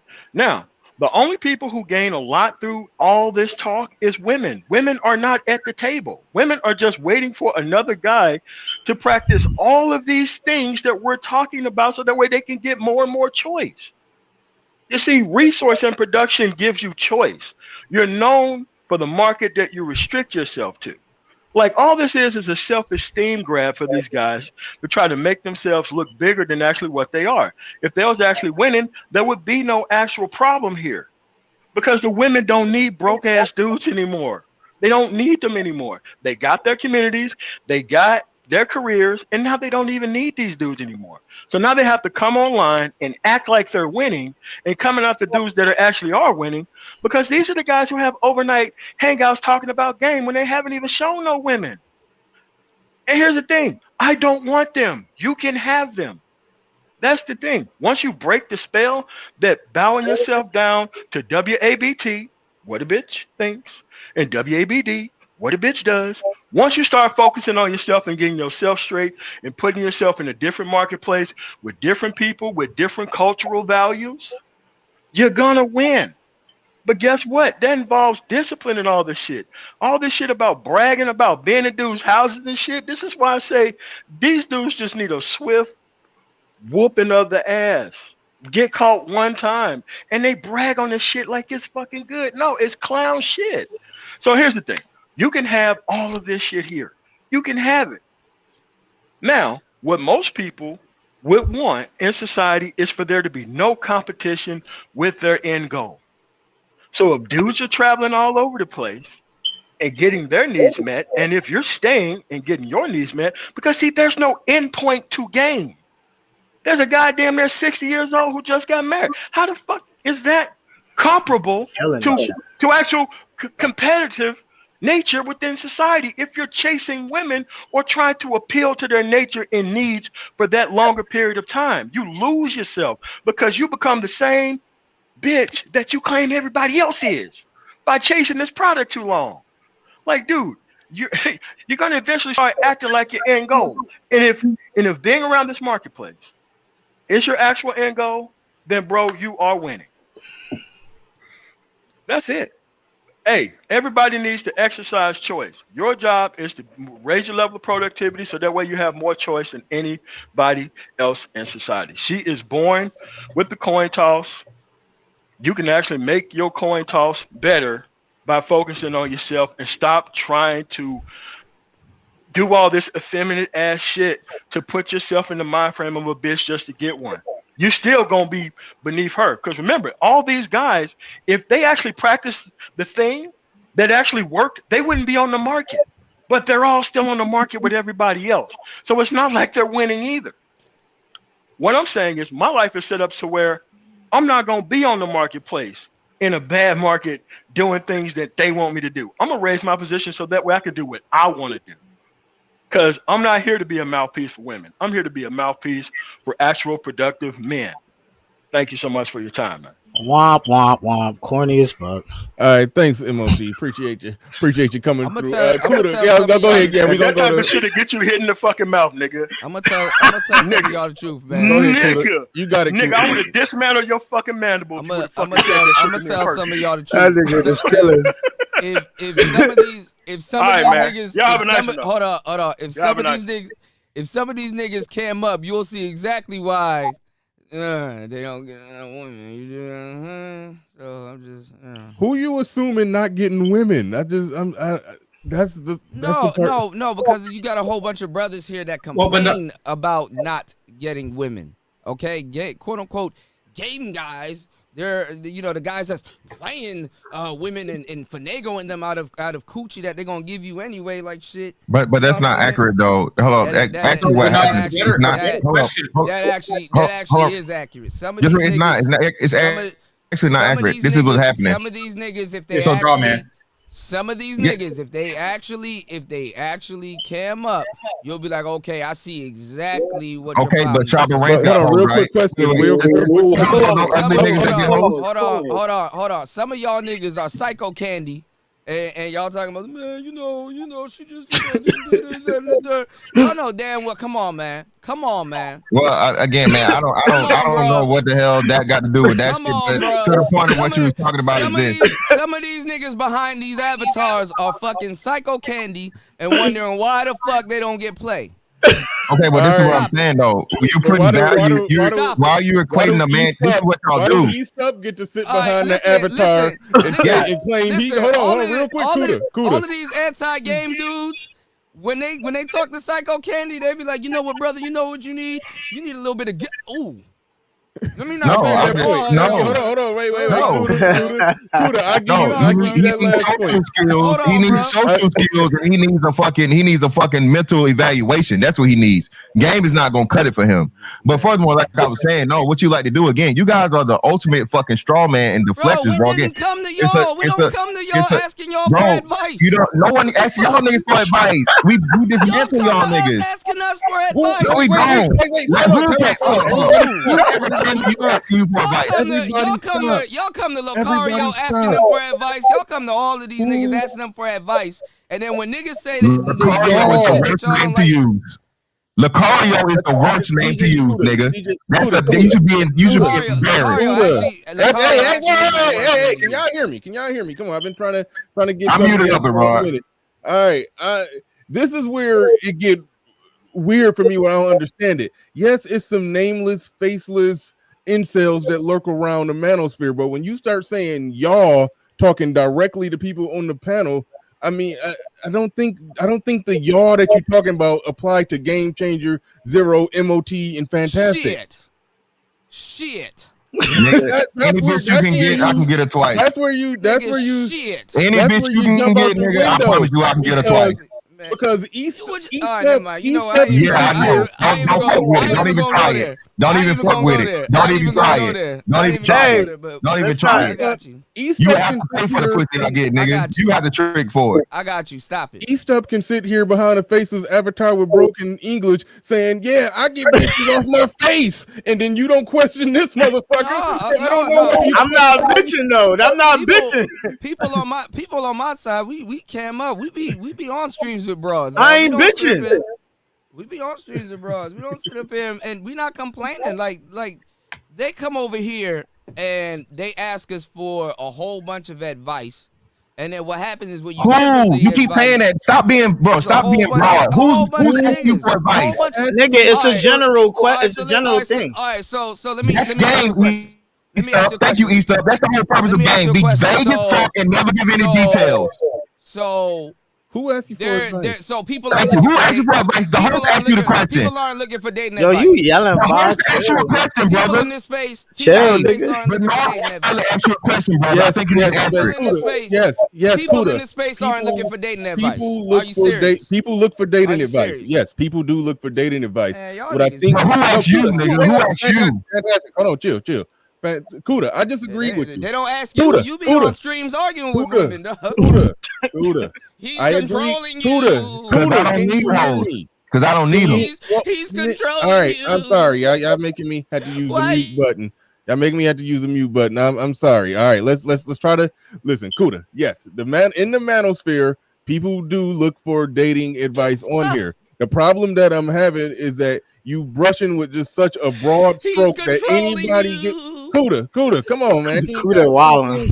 Can you respect the platform, man? I'm trying to get a question out to you. And you heckling right now. Let me get my question out to you. All right. Yes, it's true that people do come to the manosphere looking for dating advice. That much is true, and that much can't be denied. The problem that I'm having is that you swiping with a broad brush that anybody that give any type of commentary on men and women, if they not saying anything other than I get hoes, I mac hoes, I got game, you're going full platinum and saying that they're incels. Like that's not what's going on. We don't go looking for them. We don't go looking for them. Yeah, you just talk shit like a bitch, like you're doing right now. You just hint at it and you just shoot shots, and then we finally respond back. Dudes that y'all actually see simping online,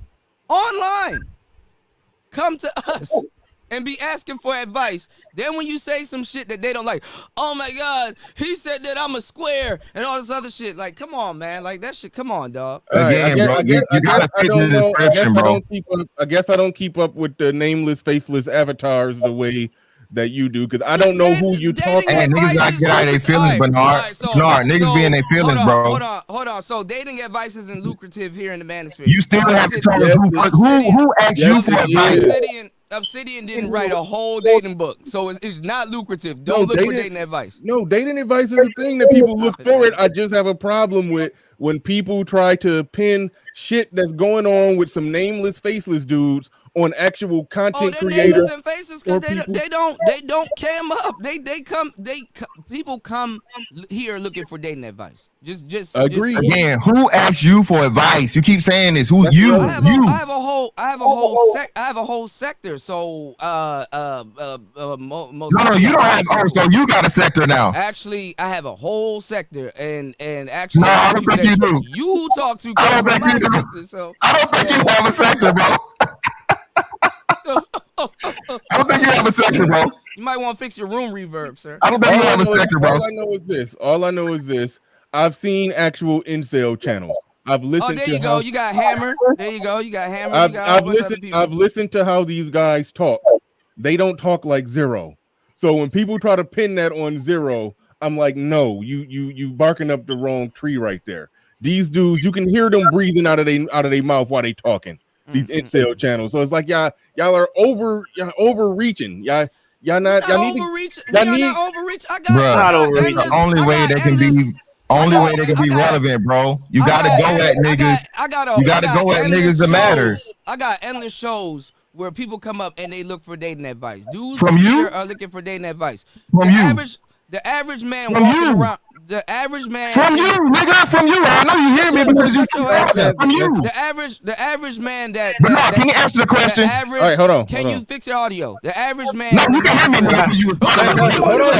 The average man in the manosphere is a hopeless romantic, and they come here asking and seeking dating advice from you. From you. Come to my sector. Yes, they do. No, we don't talk about your sector. I'm asking you directly. Who asked DJ Kuda how to get some pussy? Why are you mad? Why you mad? Wait. Take it down, bro. Did I strike a nerve? Why are you mad? Real quick. Everybody chill. Everybody chill. Brother, come. I thought you couldn't hear me. Everybody chill. Brother, Wait a minute. I don't see why that's that important, whether or not people coming to Kuda to ask for dating advice. People do ask for dating advice in this channel. I mean, in this space in general.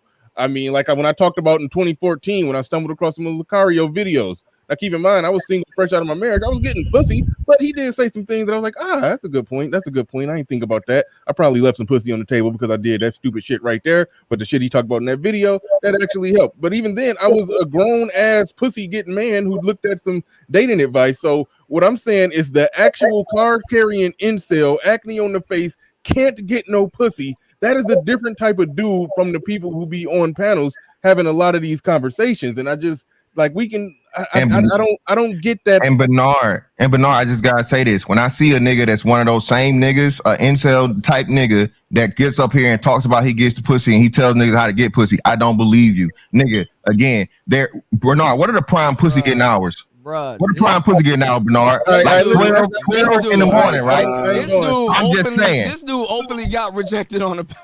No, actually I didn't. Actually I didn't. But again, bro, that's some pussy. You did. More than twice. You want to know? Hey, you really want to know what their opinion of you is, bro? More than twice. You want to know what their opinion of you is, though? That's the thing about it, bro. More than twice. Not more than twice. Never. More than twice. I never lose, bro. But hey, you so worried about my dick, though. It's funny. You know I'm not worried about your dick. More than twice. All right. She said she wanted me. I'm all right. I muted both of y'all because y'all that's just personal. She said she wanted me. Come on, Kuda. The Swoovy is in the building. He says, Kuda in his bag. Shout out to you. I saw a lot of super chats come through. I'm gonna try to make sure I hit all of them. Ray Clemens in the building. He says, why are we playing dumb about dudes that come to the game channels asking for advice? I agree, people do that, but I think it's an overreach where everybody who's not in the gamosphere is some incels that can't get no pussy. If y'all cammed up, y'all would be butt ass ugly. It's like almost like that's what people. But hold on, we don't say that. You just said it. No, I said they come over here and they get advice, and when they hear some shit that they don't like, that's when they get. That's when they. There's some of them that do that. There's some of them that do that, but you did say if y'all ain't nothing wrong with asking for advice. You did say if y'all turned your camera on, we'll see why y'all can't get no pussy. No, if some of y'all turn y'all camera on, you would see exactly why these niggas have some of the problems that they have. I'm telling you, these are facts. All right. Yeah, maybe it's just because the channel that I have and what we talk about here, I don't run into that much those that just got the extreme problems. You probably see them more than I do. When I did do an incel topic, some people did come out the woodwork and actually was exchanging emails with a few of them that really just one of them that I exchanged repeated emails with, who had a serious problem that was, closing in on 30 and still ain't nothing wrong with asking for advice. Bro, hold on. So yeah, they do exist. I probably just you always muting me, nigga. Yeah. Nigga, I barely talk, bro. You the new nigga. Go back. It's content creators on here. Like you're the back of the bus, kind of. I'm sorry. It's kind of how I go. All right. Ray Clemens in the building. He said, what did he say? Dudes come to the game channels asking for advice. Yes, they do. Dating coach channels are popular in this space. Yes, they are. Cut that dishonest mess out. Been here since day one. I've seen it all. Yes, dudes want dating advice. I was getting pussy and still could use some dating advice. I remember Alpha Male Strategy said that he increased his closing rate by listening to some dating coach advice and the information of treating them all the same, whether they average or whether they bad as hell. That helped him up his close percentage. So yeah, people do get dating advice in this space, and some of the dating advice is good.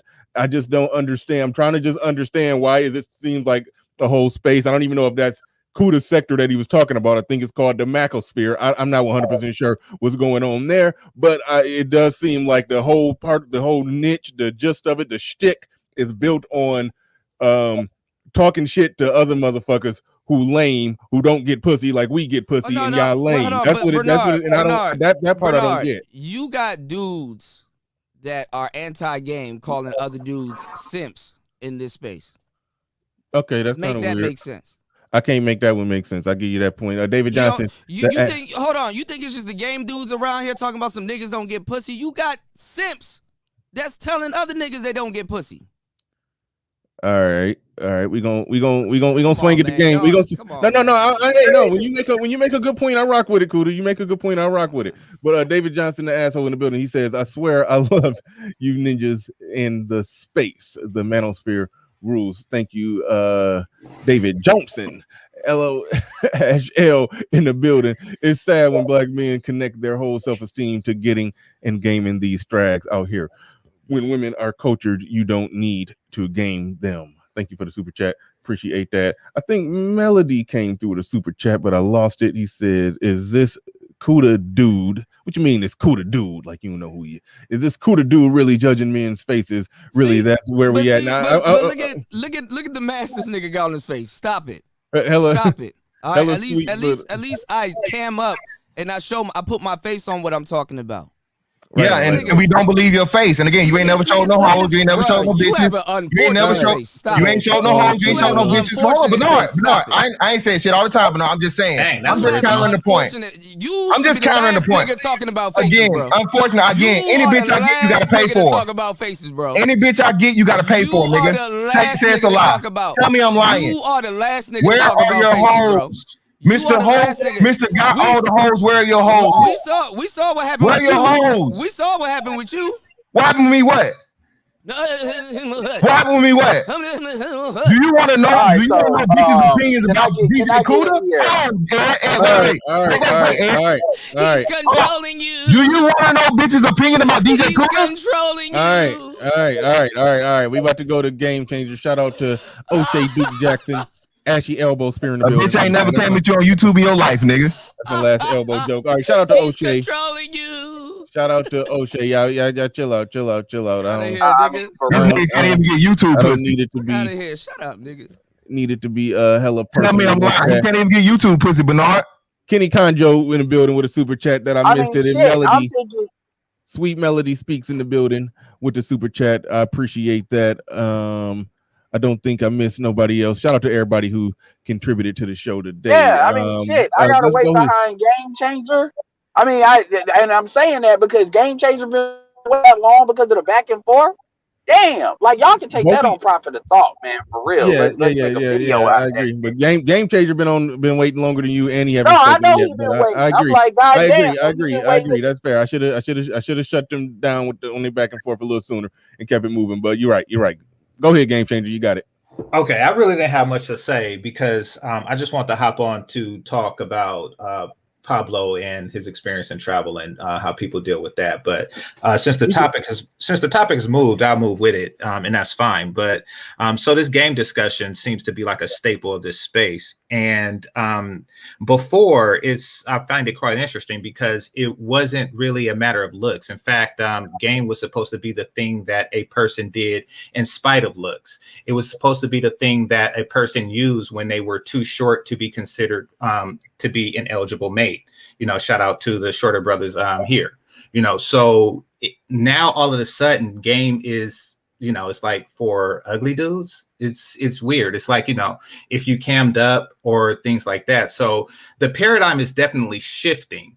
It seems like game seems to be tailored to the individual. Like, oh, it's important, but if a guy is handsomer than I am, or if a guy is more attractive than I am, then he needs game because of this. And if he's less attractive, he needs game because he's less attractive. So it's kind of like pointing to a certain individual. That's what I'm saying. All right. Good points. Go ahead, Edward Anderson. You got the floor. You got the mic. All right, my wireless might go in and go out. Yeah, it's struggle wireless. Y'all can make your jokes. I don't give a fuck. Here's my thing. Like, 'cause I was jumping on because a couple stuff too, but I guess I'll move with it. My issue is I ain't got no problem with y'all debating, but it gets to the point where there's a lot of underlying shit under that, and I get it. I'm not saying people are right or wrong, but my thing is that gets in between the debate. So what happens is the whole space gets painted. First of all, let's keep it real. If we were going to put together an all-star team of people that claim Black Manosphere versus the Macosphere, like we definitely, this idea that the Black Manosphere has nothing to do with game and there's no knowledge there, that's just complete bullshit. And then the problem, and a lot of the recent exposures should have exposed that. People talk about showing their face. Well, most of us are not lying about it. And I'm not even talking about this. It's not about Donovan because I like Donovan. I'm talking about even folks like Steve the Dean and all of them. Motherfuckers sitting here trying to shame motherfuckers into getting married and shit like that. And this stuff, and we got to go back to the origin of where this stuff comes from. The origin of this stuff comes from is you got the original space before the space really started to break off. This is like before it broke off in the 1.0 space, let alone the 2.0 space, which started in 2.15, where we had these battles about MGTOW and Igmore and all of that. And then you have people split off saying, oh, you niggas are gay, you niggas are this, you niggas are that. And then the 2.0 space was more of a merger. The MGTOW shit really got disbanded because niggas are not letting no pussy go. That just is what it is. SYSBM is more about what type of pussy you get versus what that stuff kind of fell out. And then a lot of those dudes, those true MGTOW dudes, and when I say true MGTOW, I'm not talking about dudes that are on some sex doll shit. I'm talking about some dudes that are more on some at best pump and dump shit. They're not getting to relationships, they're not getting into marriage. These women are for the streets, and that's the end. And a lot of them stayed over there with where the white boys is. This is where you get your Coach Greg Adams. This is where you get your red pill dating. This is where you get all of that kind of emerging. Then you have like the manosphere, which is always had like dudes here and there, and then it coalesced into this collective thing that had the people that you see. And what happens is it's these arrows that are thrown that are quite frankly not necessary. Let me be very clear here. The black manosphere is not anti-social skills. The black manosphere is not out here saying that dudes walk around, be socially awkward, and not do shit. That is not what anybody's saying. What folks are complaining about, and this is what MOT is saying, is you being on your purpose and you being productive should take precedent over you wasting your fucking 20s on chasing a bitch. We got way too many black men and women, but I'm talking about black men now. Did they wait till they're 30 years old to realize, oh shit, I got life to live? And you got these niggas talking about, oh, I didn't think I'd make it till I was 30, and blah, blah, blah. And what do? You find that they wasted, and this, I'm not saying this is dating coach's fault. I ain't saying that. I want to be clear. But this niggas will sit there and waste their economics, waste their 20s, waste their productivity years, because they have this religion about what a woman tells you who you are. I am not saying do not chase bitches. But like Kevin Samuels says, everybody else seems to know how to do both. And black men need to do it too. Black men shouldn't be chasing bitches at the expense of their own production. And I'm not saying you got to go into monk mode either. It's got to be a balance. I'm going to end it with this. This is what I see from the quote unquote manosphere. What I see is, and this is where I'm going to jump on the audience. I see let's say the advice they give is great. Let's say that let's go on to there's no cap and no nothing. They give very good, actionable advice.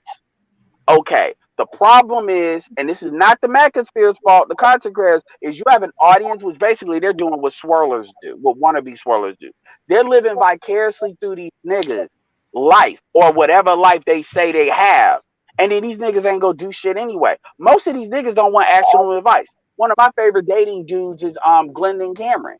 And the reality is he hung up his disruptive bell. And what he said, and this dude is a millionaire off selling courses.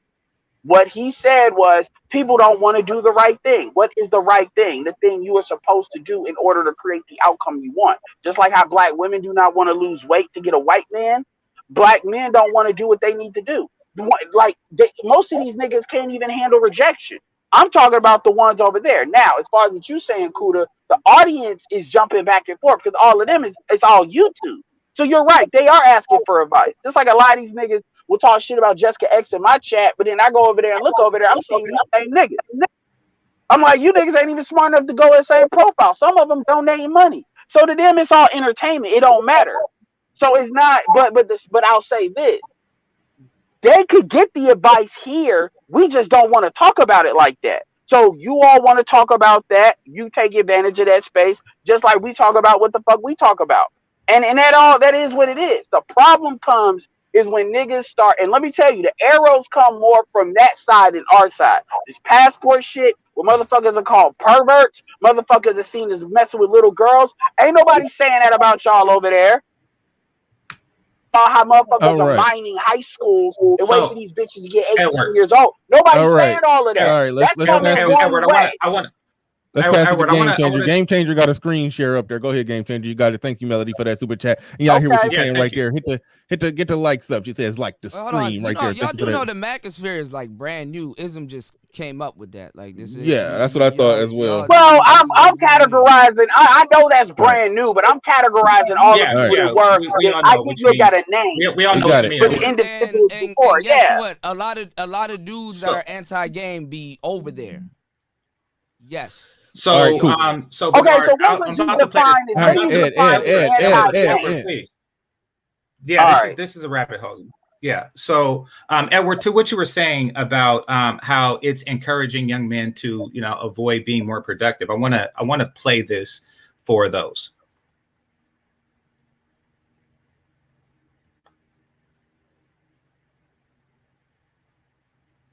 You gotta have your equipment together, man. God damn. Is it going? This sector, for most of the dudes who come from quote unquote academia, is about their lack of being able to deal with and get bitches. Okay, I'm not a finished. I'm not an NCO. Okay. We got 100 black boys sitting in the room. They all Rhodes Scholars, and their biggest problem is they want to date girls. Okay. But these dudes are top, let's say 5% in the country in academics, and they all. Okay. All right. So number one, nobody gives a fuck about. But go ahead. All right, no one gives a fuck about academics. So that goes to your point, Edward, about how it's encouraging young men to focus more on vagina than academics. But let's continue. Okay. What do you say to them when they say? Hey, on that note, I'm gone. Y'all.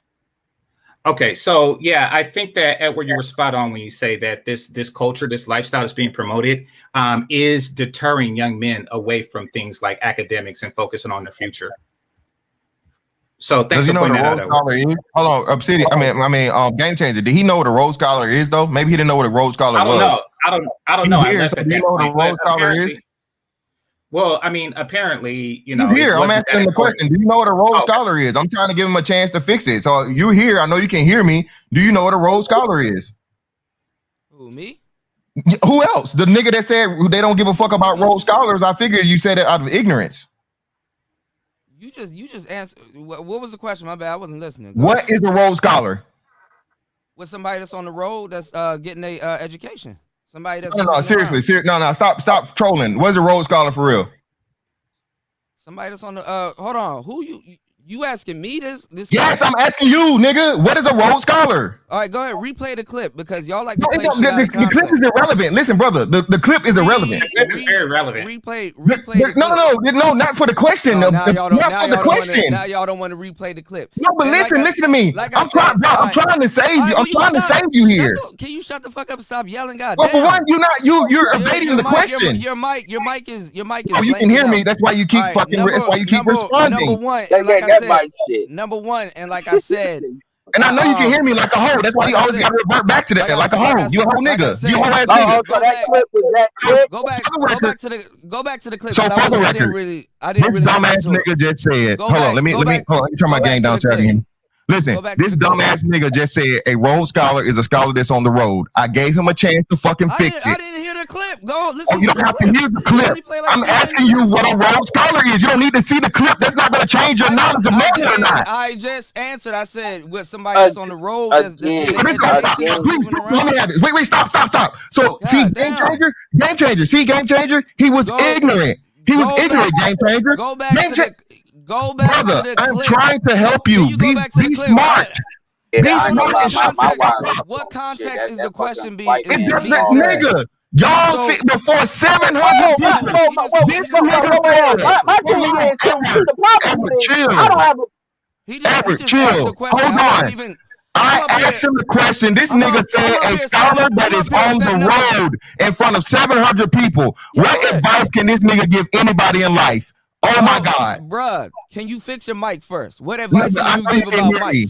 Fuck that fucking mic shit, nigga. You heard everything I said. You're a dumb ass nigga. All I'm hearing is you're a dumb ass nigga. You said a scholar on the road. You can hear me just fine. I know they can hear me in the chat too. Go ahead. Go ahead.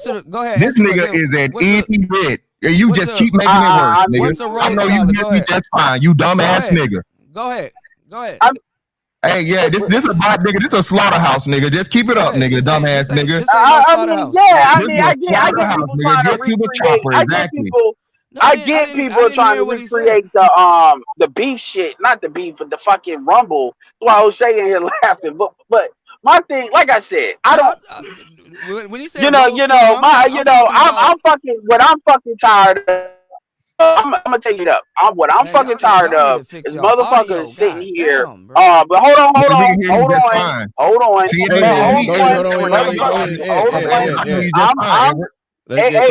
Cut me off. I'm tired of motherfuckers coming in here and trying to make us the bad guys. It's a typical marketing tactic. I know when people put up with somebody's against. And the manosphere is like this straw man argument for a whole bunch of motherfuckers. Every time somebody's butt hurt with the manosphere, they sit there and all of a sudden they start making us this anti thing. We're anti this, we're anti that. Like as if we're not all things to all people in the manosphere. And it becomes, well, them niggas lame because they don't want this and want that. And I mean, come on, man. We didn't have Platinum. We had all these people on here. And some of the goofy ass shit that's been said, some of the goofy ass shit that's been exposed. Look, man, I have no problem people making money giving people dating advice. Just stop putting the manosphere in the mouth when they people trying to compare and contrast. That's my issue. You know, I'm and just saying, Takuda, man. you be doing it with the mic shit. You know, you be doing it with the mic shit too. Yeah, I got mics. I ain't got no issue with that. But when you say, oh, well, the manosphere, them niggas don't look at get your equipment, and you ain't the only one, Art. You know, my point. I can hear you just fine too, Ed. I hear everything you're saying, Ed. The manosphere do need to get the equipment. I wasn't. Nah, that's what I hate ass nigga that can't be successful. The manosphere gonna say. First of all, I wasn't even listening to That's what a hating ass nigga that can't be successful gonna say about mics and shit. He But gonna my do point, this hold on, nigga ain't successful. But Kuda, let's examine how you went about doing that. This nigga said a Rhodes Scholar is a scholar on the road, y'all. Let it go, I think it's somebody that goes to school in different places. I'm like, you're an idiot. You're a fucking idiot. I'm up here setting up equipment. Oh my god! Listen, hold on. Can I please have this? So hold on. So see y'all. So can we make this a teaching moment? I wasn't listening to y'all. Hold on. Please. Can I make this a teaching moment? See people. But hold on. Wait. I gotta make this a teachable moment. Hold on, nigga. You always say that. You ain't going nowhere. How about you fix your mic? You can hear me just fine, nigga. That's why you fucking responding. You weak as fuck to keep saying that. You just picked up your mic. You can hear me just fine. It don't matter. Well, my mic is great, so thank you. But anyway, like I said, you dumbass nigga, stop talking. Dumb nigga, learn something. You're obviously dumb. So let me help you out. Go ahead. What's a Rhodes Scholar? Go ahead. A Rhodes Scholar is an actual program started by like Cecil Rhodes of extremely intelligent people. I know you were ignorant. See, I tried to help you out. You need to understand that. I was trying to help you out. Understand that you were ignorant. I didn't even know you asked me a question. I was saying that you were ignorant. All right. Okay, dude, Jackson, hold on. Ed got next. Hold on. When he asked me, hold on. This is why I'm gonna say this. I'm gonna let you respond. Hold on. I'm gonna say this, and I'll let you. Y'all can't even hear people because everybody's just talking. All right, like I said. When he asked me what is a Rhodes Scholar, I'm thinking he's talking about, somebody that's getting their education on the road or somebody that's doing something else. Only an idiot thinks that. Only an idiot that doesn't know what a Rhodes Scholar is would think that. Only an idiot that doesn't know what a Rhodes Scholar is would think that. Actually, idiot. Hold on, okay. There's a whole bunch of people in the chat. Did you know what a Rhodes Scholar was? There's a whole bunch of people in the chat. Did you know what a Rhodes Scholar was, Bernard? If I asked you what a Rhodes Scholar was, would you reply, a nigga on the road? I'm pleading the fifth on y'all conversation right now. Okay, yeah, you're a dumb ass nigga, like I said, bro. Just stop. Every time you lose, every time, bro. You are O and infinity against me, nigga. You should not ever get on the same fucking platform and be in the same space as me, you weak ass nigga. You will forever lose. Only thing your bitch ass gonna be able to say is something about mics, you hoe ass, little bit ass, fake ass nigga. All right. Cam up, O'Shea Duke Jackson in the building with a super chat. Appreciate that. He said due to wireless negative 3G service. Demac the Trucker in the building with a super chat. He says, I told you Bernard Game Wars 3. I tried to bring some clarity to this in my opening diatribe, but yeah, the shit hit the fan as almost expected or expected. Yeah, so you're right about that. Seeking my creator in the building. He says DJ Kuda is a blonde. What the hell? Man, this shit is just niggas beefing. Man, that Rhodes Scholar shit really don't matter in the grand scheme of the conversation. Shout out to Melody for that super chat. I didn't even hear the whole clip. What was the clip? Like, because man, we just gonna be stuck on this one fucking point, man. I know, yeah. I don't want to say. I want to go back to the mic shit for a second. I damn near don't want to go to the next shit. Let's not do that at work. I don't. Yeah. We not. I don't wait. I can't hear nothing you're saying, Edward. You're shitty. Now all of a sudden,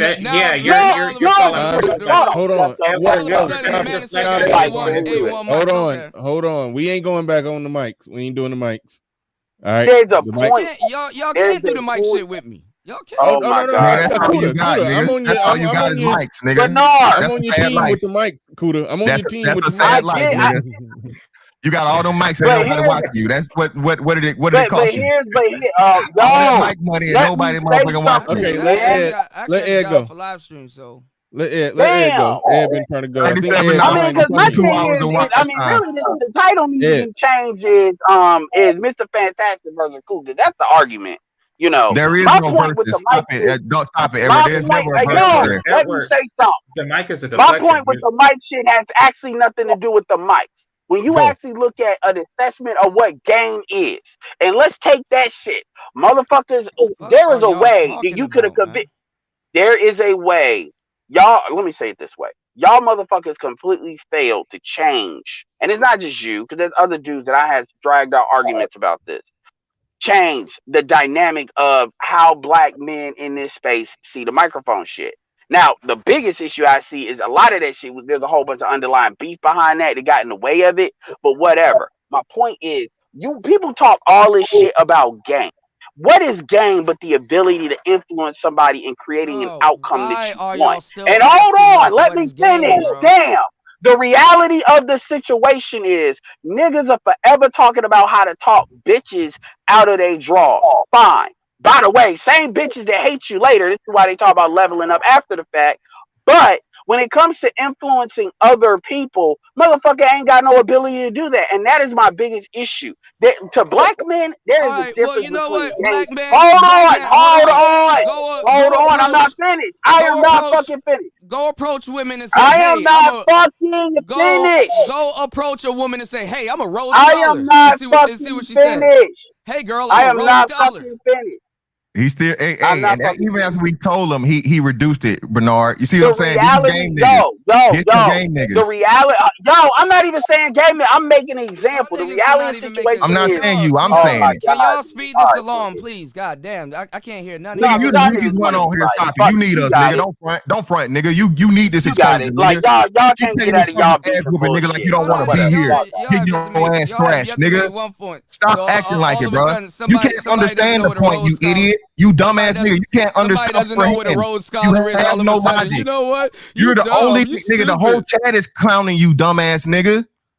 The whole chat is definitely not clowning me. Oh, you better look again. There's a whole bunch of people in the chat that's like, I didn't know what a Rhodes Scholar was. No, nigga, no. Go approach a woman. Go approach a woman and just tell her you're a Rhodes Scholar. I don't have to. I'm a BABG, so unlike you, nigga, I ain't got to tell her shit. I just show up. I just show up. You ask a woman what's a Rhodes Scholar. She sees a ball of hair when she looks at you, nigga. She sees Cousin It when she looks at you, and she laughs off and goes her way. I'm good. She see Bart Simpson and Dragon Ball Z. Hey, a big ass motherfucker. Hey, yes, all of that shit, nigga. And the pussy just comes to me. Talk about he wears no game needed. I mean, it's very no game needed, nigga. Hold on, wait. A nigga that got a trunk that uses a Trunks avatar is gonna clown Dragon Ball Z. Do y'all see the hypocrisy? Hold on, Edward. Do y'all see the hypocrisy? So a nigga that uses a fucking Dragon Ball Z reference in one of his fucking things is gonna try and clown Dragon Ball Z. See these lame ass niggas when they hurt. No, I don't have really a Dragon Ball Z shirt. You don't know, my nigga. A bitch is picking me 1,000 times. Y'all be wondering why y'all 1,001 times over you, bro. You know it. That's why you so perturbed by me, nigga. You damn right. And I make it look great, nigga. I make it look great. I'm a big ass nigga. Thank you for noticing my size, nigga. That's a little worrying about me, but yeah, thank you for noticing my size. I know. All right. And the pussy still come. All right. Shout out to MOT for the super chat. I mean, you might as well do a video. Shout out to MOT with the super chat. He says, shout out to the Boulevard Scholars, Parkway Scholars, the Court Scholars, State Highway Scholars, Interstate Scholars. Thank you for the super chat. Appreciate that. To try to take this in a different direction, Obsidian, anything you heard in the last hour that's off the current derailment that we going on that you want to comment on, or anything you want to just drop on the floor, something to think about, to take away, anything, just save us. Obsidian, say something. He's asleep. All right. Yeah, old nigga naps. Old nigga naps. Yeah, I want to take it a different direction. I mean, at this point, no, I'm here. Okay. All right, good. Because at this point, it's personal, and hold on, I'm gonna say this shit, and then I'm gonna hop off. Like real talk. Like real talk. One thing is gonna have to happen. And I know O'Shea had to realize it too, and it took a while. This shit ain't cute. Like I'm not trying to tell nobody how to run their platform, but this shit's going. If the manosphere is gonna really go where it needs to fucking go, this shit gonna have to get regulated. Meaning, like real talk. I'm not trying to tell nobody what to do, but it would have been better to just drop everybody down. I get Obsidian's honorary guest, and then just let these niggas go at it. Actually, That at least that's a focal point. At least it's a focus point. As to this is the nigga hour segment. Man, niggas love nigga shit, bro. If the black man show would be not be the fucking man show without niggas. Fantastic, fantastic. Hold on. I don't disagree with that, but you gotta regulate that. That's all I'm saying. Yeah, because honestly, that's why they remain niggas. I agree with you, and I have taken measures in the past to make sure that we could have passionate debate, but it got to be more or less on the topic. Once it get personal, then it just turned into some fuckery and some bullshit. And I've been trying to get it away from that, but I kind of let it go today. But yeah, I do agree with you. It just can't just be just nigga hour panels, and that's all that it is. So yeah, we in agreement. We in agreement. Obsidian, you were about to say something. Go ahead. You got the floor. You got the mic. Yeah, I think what we've seen today is an example of what happens when we don't have a set of ground rules for how we conduct discussions that are by their very nature very contentious. You know, as Dr. Jordan Peterson said, and I wholeheartedly agree with them. Excuse me, it's very difficult for us being human beings. It's very difficult for us to have dispassionate discourse about human reproduction, about sex, because it is about your very existence. And Dr. David Buss has said the same thing when I interviewed him some years back. This is what happens when we don't have a set of ground rules. What I tried to do, and time will tell if to the extent that I was successful.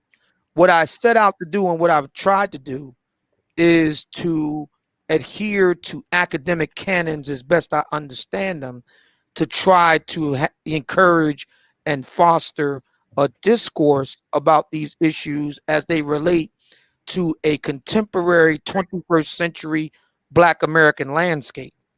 And I think today has shown us what happens when we either don't have a set of ground rules, or we do try to cobble something together and we allow ourselves to deviate from it.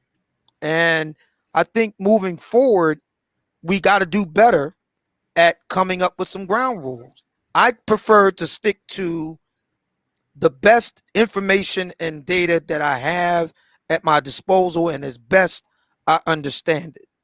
And let that be that, along with empirical evidence in real time, be my guide, rather than my personal opinion, rather than what I feel about it. Because when you go that route, this is what invariably happens, and who is better off for it.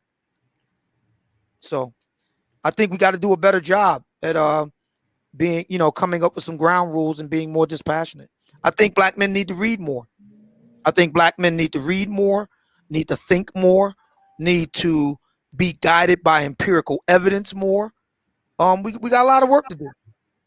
Well, so Obsidian, you say that Black men need to read more, they need to think more, and they need to focus more, et cetera, et cetera, et cetera. But apparently, if a Black man becomes a Rhodes Scholar, nobody gives a shit.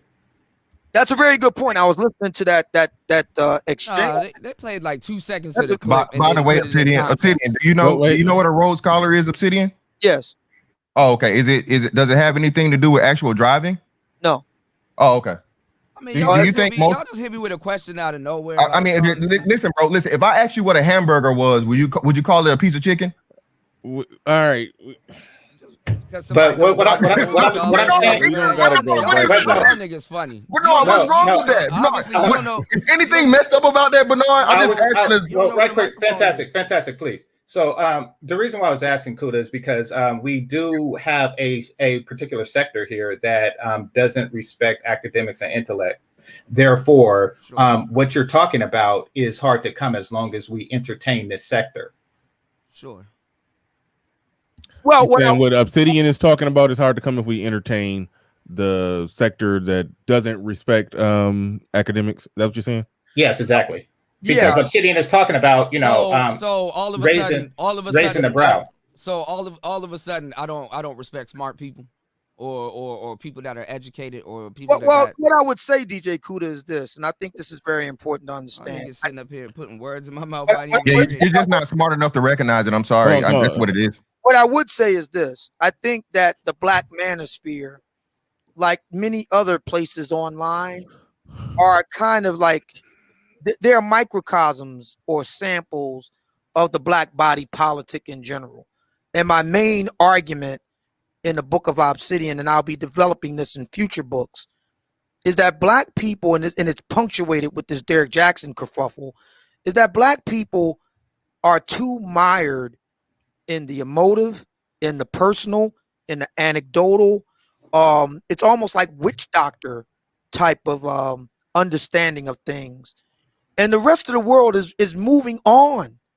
They use the tools of the academy to better understand their world and why they think and act as they do. And we're not. And that includes the educated among us. It's a deeply cultural problem.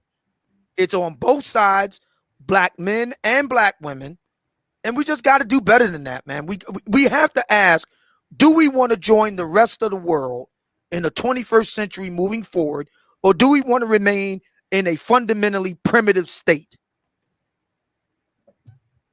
That's the fundamental question we have to ask ourselves. Which do we want? And that's true for both black men and black women. I mean, we're basically a basket case, and the rest of the world is moving on. Nobody else, and I've been saying this in the book, I've been saying this on interviews and appearances, I'm going to keep making the point. There is no white, Jewish, Pakistani, Asian, Hispanic analog to Derek Jackson in particular, the black love machine in general. There is no analog to that. Why is that? There's something unique about black American psychology, the way we do things, that is completely antithetical to the rest of the world. It doesn't work. And we're still holding on white knuckle for dear life onto it. Why? It just doesn't work. The way in which we've been doing things doesn't work. And yet we're still holding on. At what point do we join the rest of the world? It reminds me of that movie Star Trek Into Darkness. You know, the Enterprise is rising out of the sea and getting ready to go out into space, and the primitive people are drawing stick figures in the ground. We're those people. We're not joining the rest of the Federation. We're still back in the Stone Age. I mean, come on. So if you're saying that there needs to be a cultural shift in Black America, I think that everyone here would agree with that. And if you say that part of that cultural shift should be a renewed respect for academics and intellect, I would agree with that as well. You're kind of preaching to the choir. You're preaching to the choir on that one. Well, he said we don't be over here talking about nothing. Your audio's a little low, man. Your audio's a little low, bro. Hey, you gotta get close to your mic. Yeah, get close to the mic, bro. I said y'all don't be in here pushing academia like that. Bro, you literally have PhDs in the space. When niggas was here, hold on, you literally have PhDs in the space. Like I said, when niggas was here talking about tech and all this other stuff. Well, buying and tech is different from learning tech, brother. Shut the fuck up, no, let him finish. Let him finish, Scooter. Let him finish. Fantastic. Let him finish. Dudes was up here talking about tech and shit, and actually talking about upgrading the space and doing all kinds of different stuff with this space. Niggas was up here hating and shit like that. You know what I'm saying? So the real niggas hating was the pocket watching niggas. We wouldn't be in the Stone Age if niggas was pocket watching niggas that was saying not to watch people, not to give me your money, was the hating niggas. Why every time I'm talking, you talking, bro? I mean, you do the same thing to me. Why every time I'm talking? Hold up, you can't hear me. My mic is shitty. Yeah. Hold up, how can you hear me on my shitty mic? Why every time I'm talking? Why don't you show the world what your mic look like? I've already showed it, man. Why every time I'm talking, you talking? I mean, because it's real easy. Why You a little every nigga. time I talking, you talking? This is how we'll be in real life. Ray Clemens actually make a good point here when he says, when of this sector not respected intellects, maybe some of the audience, but most of the creators, most of the creators in the manosphere have respected intellects. What do you guys think about that? What I'm saying, what I'm suggesting, Bernard, is that this is not a black manosphere thing. And and I point to people like Roland Fryer of Harvard. He's done an excellent research on this about acting white. You can look it up. I'm not saying this is a black manosphere thing. What I am saying is that this is a black American thing, female and male alike, educated and uneducated alike. I'm saying, using the Derrick Jackson incident as a flashpoint, if you look at the literature, okay, that makes up the Black love machine, all of it is written with absolutely no regard to science, to learning, to empirical evidence. It's all homespun wisdom and opinion. That doesn't work. If you compare those books to what's extant on the white, Jewish, Asian side, it's night and day. And the real world results track with that. And a real question emerges for us. How are we going to be competitive in a very competitive country, in an increasingly competitive world? How are we going to be competitive with people who already figured out how to build the wheel? They fundamentally get along with each other. Black men and black women don't get along. You know what's interesting with this Jackson piece? The number of brothers who've come forward, and there's nothing scientific, but just eyeballing it. The number of brothers who've come forward on my channel saying nothing is going to change. And they seem to say it with glee. That's a problem. That is a problem. A serious one. My question is, why are we so willing to let things go in a direction that has been proven beyond all shadow of a doubt doesn't work? Somebody explain that to me. Well, Obsidian, I like you said, we've always had this issue and problem of hate and the testing of intelligence and intellect and education. I mean, we just seen this here. I mean, today, without a doubt, So, and when you promote that as a thing, especially for black men, we know that as much as me and you may disagree on certain things, all right, we know game niggas dumb. Y'all niggas smart. Okay, well, glad you said that. You at least you speaking for yourself. Just you're not speaking on the whole all the game niggas. You speak for yourself. It's just you. But anyway, like I said, you're right. You're just not figuring that out. See how dumb you are? That you're just figuring out you're dumb. All right. No, he cut me off. No, I was trying to do. He hopped in. It was slight jabs. So yes, I'm just giving him right jabs right back. It's cool. But like I'm saying, I can do this for real. But anyway, like I'm saying, the thing is, and the issue is, Obsidian, the biggest and fastest way, or most guaranteed way to getting to the successful point from an economical and power standpoint is intelligence and education. Okay. Knowing how to use a mic is different from knowing how to build or the technology needed for the mic and being able to, STEM and all these things. We talk STEM all the time. What is wrong with you? Fantastic. I mean, I'm just giving an example. What's wrong with this nigga and Mike, bro? You must feel real insecure about your microphone, bro. I mean, damn. I mean, can you hear me? Am I coming in clear? What is wrong bro, with this, you never. I warned you, bro. You're not built for this, bro. You're not built for this, fam. You're not built. You're the mic nigga. You're the mic nigga. I don't have no problem. Well, stop talking about it, my nigga. Well, no, all you talk about is mic. So you the first nigga to talk about mics too, huh? You the only one that can talk about mics? Hey, man. All right, Will Brown, thank you for that super chat. I appreciate that. Y'all see the Patreon scrolling down there at the bottom. Thank you to all the new Patreons who done hopped on board. A lot of the live streams, like this classic, will be found only on the Patreon. So you might want to become a Patreon if you miss the whole thing. Become a Patreon member. And you can see all the live stream shows. So a lot of them going to be going straight to Patreon. We about to get up out of here, even though I hate to end the stream when the numbers are real good. Fantastic game, Jen Jakuda, Obsidian. Either one of y'all going live? Why not? Yeah, well, I would like to respond. Yeah, I'm about to go live, man. You about to go live? All right, y'all go check out. I'll go live later on today, but I would like to respond. Thank you, Bernard. I'm gonna hit you back up, bro. All right, cool. Y'all go check out Kuda. Yeah, I would like to respond to 2 points. A brother by the name of Psychopatheist, and I know him well. He says all this dating stuff is based on opinion. Even the empirical evidence is subjective. That's why this is a never-ending debate. With all due respect, Psychopatheist, empirical evidence by definition is not subjective. It's objective by definition. You're literally doing a head count. Dollar Will says Obsidian is totally right on this point. It's an American issue, a first world issue, and we're very American for better or worse. That's not what I said, Dollar Will. I said this is a Black American issue.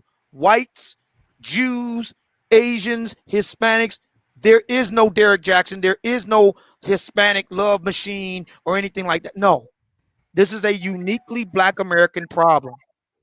And as long as we keep trying to sidestep it or try to expand it to everybody else, I personally think that a lot of us know deep down that this is really seriously fucked up. The question becomes, is there the will to do something about it? We have to change. Again, we're being left behind. If we can't get this mating thing right, nothing else will work. Everything is predicated on it. Community is predicated on it. Business is predicated on it. Politics is predicated on it. Education is predicated on it. If we can't get this dating and mating thing straight, nothing will work. Simple as that.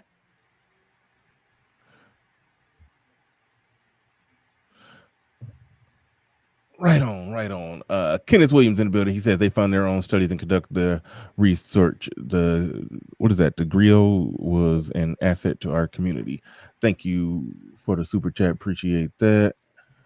I know I saw David Johnson in the building. He says, I just like to say that I love and truly do appreciate the differences in all you brothers here in the sphere. Aside from anything that will destroy us, maybe everybody should try that. Thank you for the super chat. And thank you everybody who participated in this stream in any way, shape, or form. If you hit the like, share, subscribe, super chat, Cash app, or just sit there and watch any difference. Even if you just hit the thumbs down, I appreciate all of y'all, everybody for coming through today. The numbers was amazing today. I hate to have to end the stream while the numbers are good, but hey, thank you everybody who participated in this, and we are out of here. Well, so right quick. Okay, go ahead, game changer. Yeah, no problem. So I just want to say thanks for having me. I know I came in a little late, and thanks for having me participate in the conversation. I'm going to continue my thoughts on the conversation on MOT's after show, and I'll put the link in the description box. Okay, cool. All right. Hey, peace, everybody.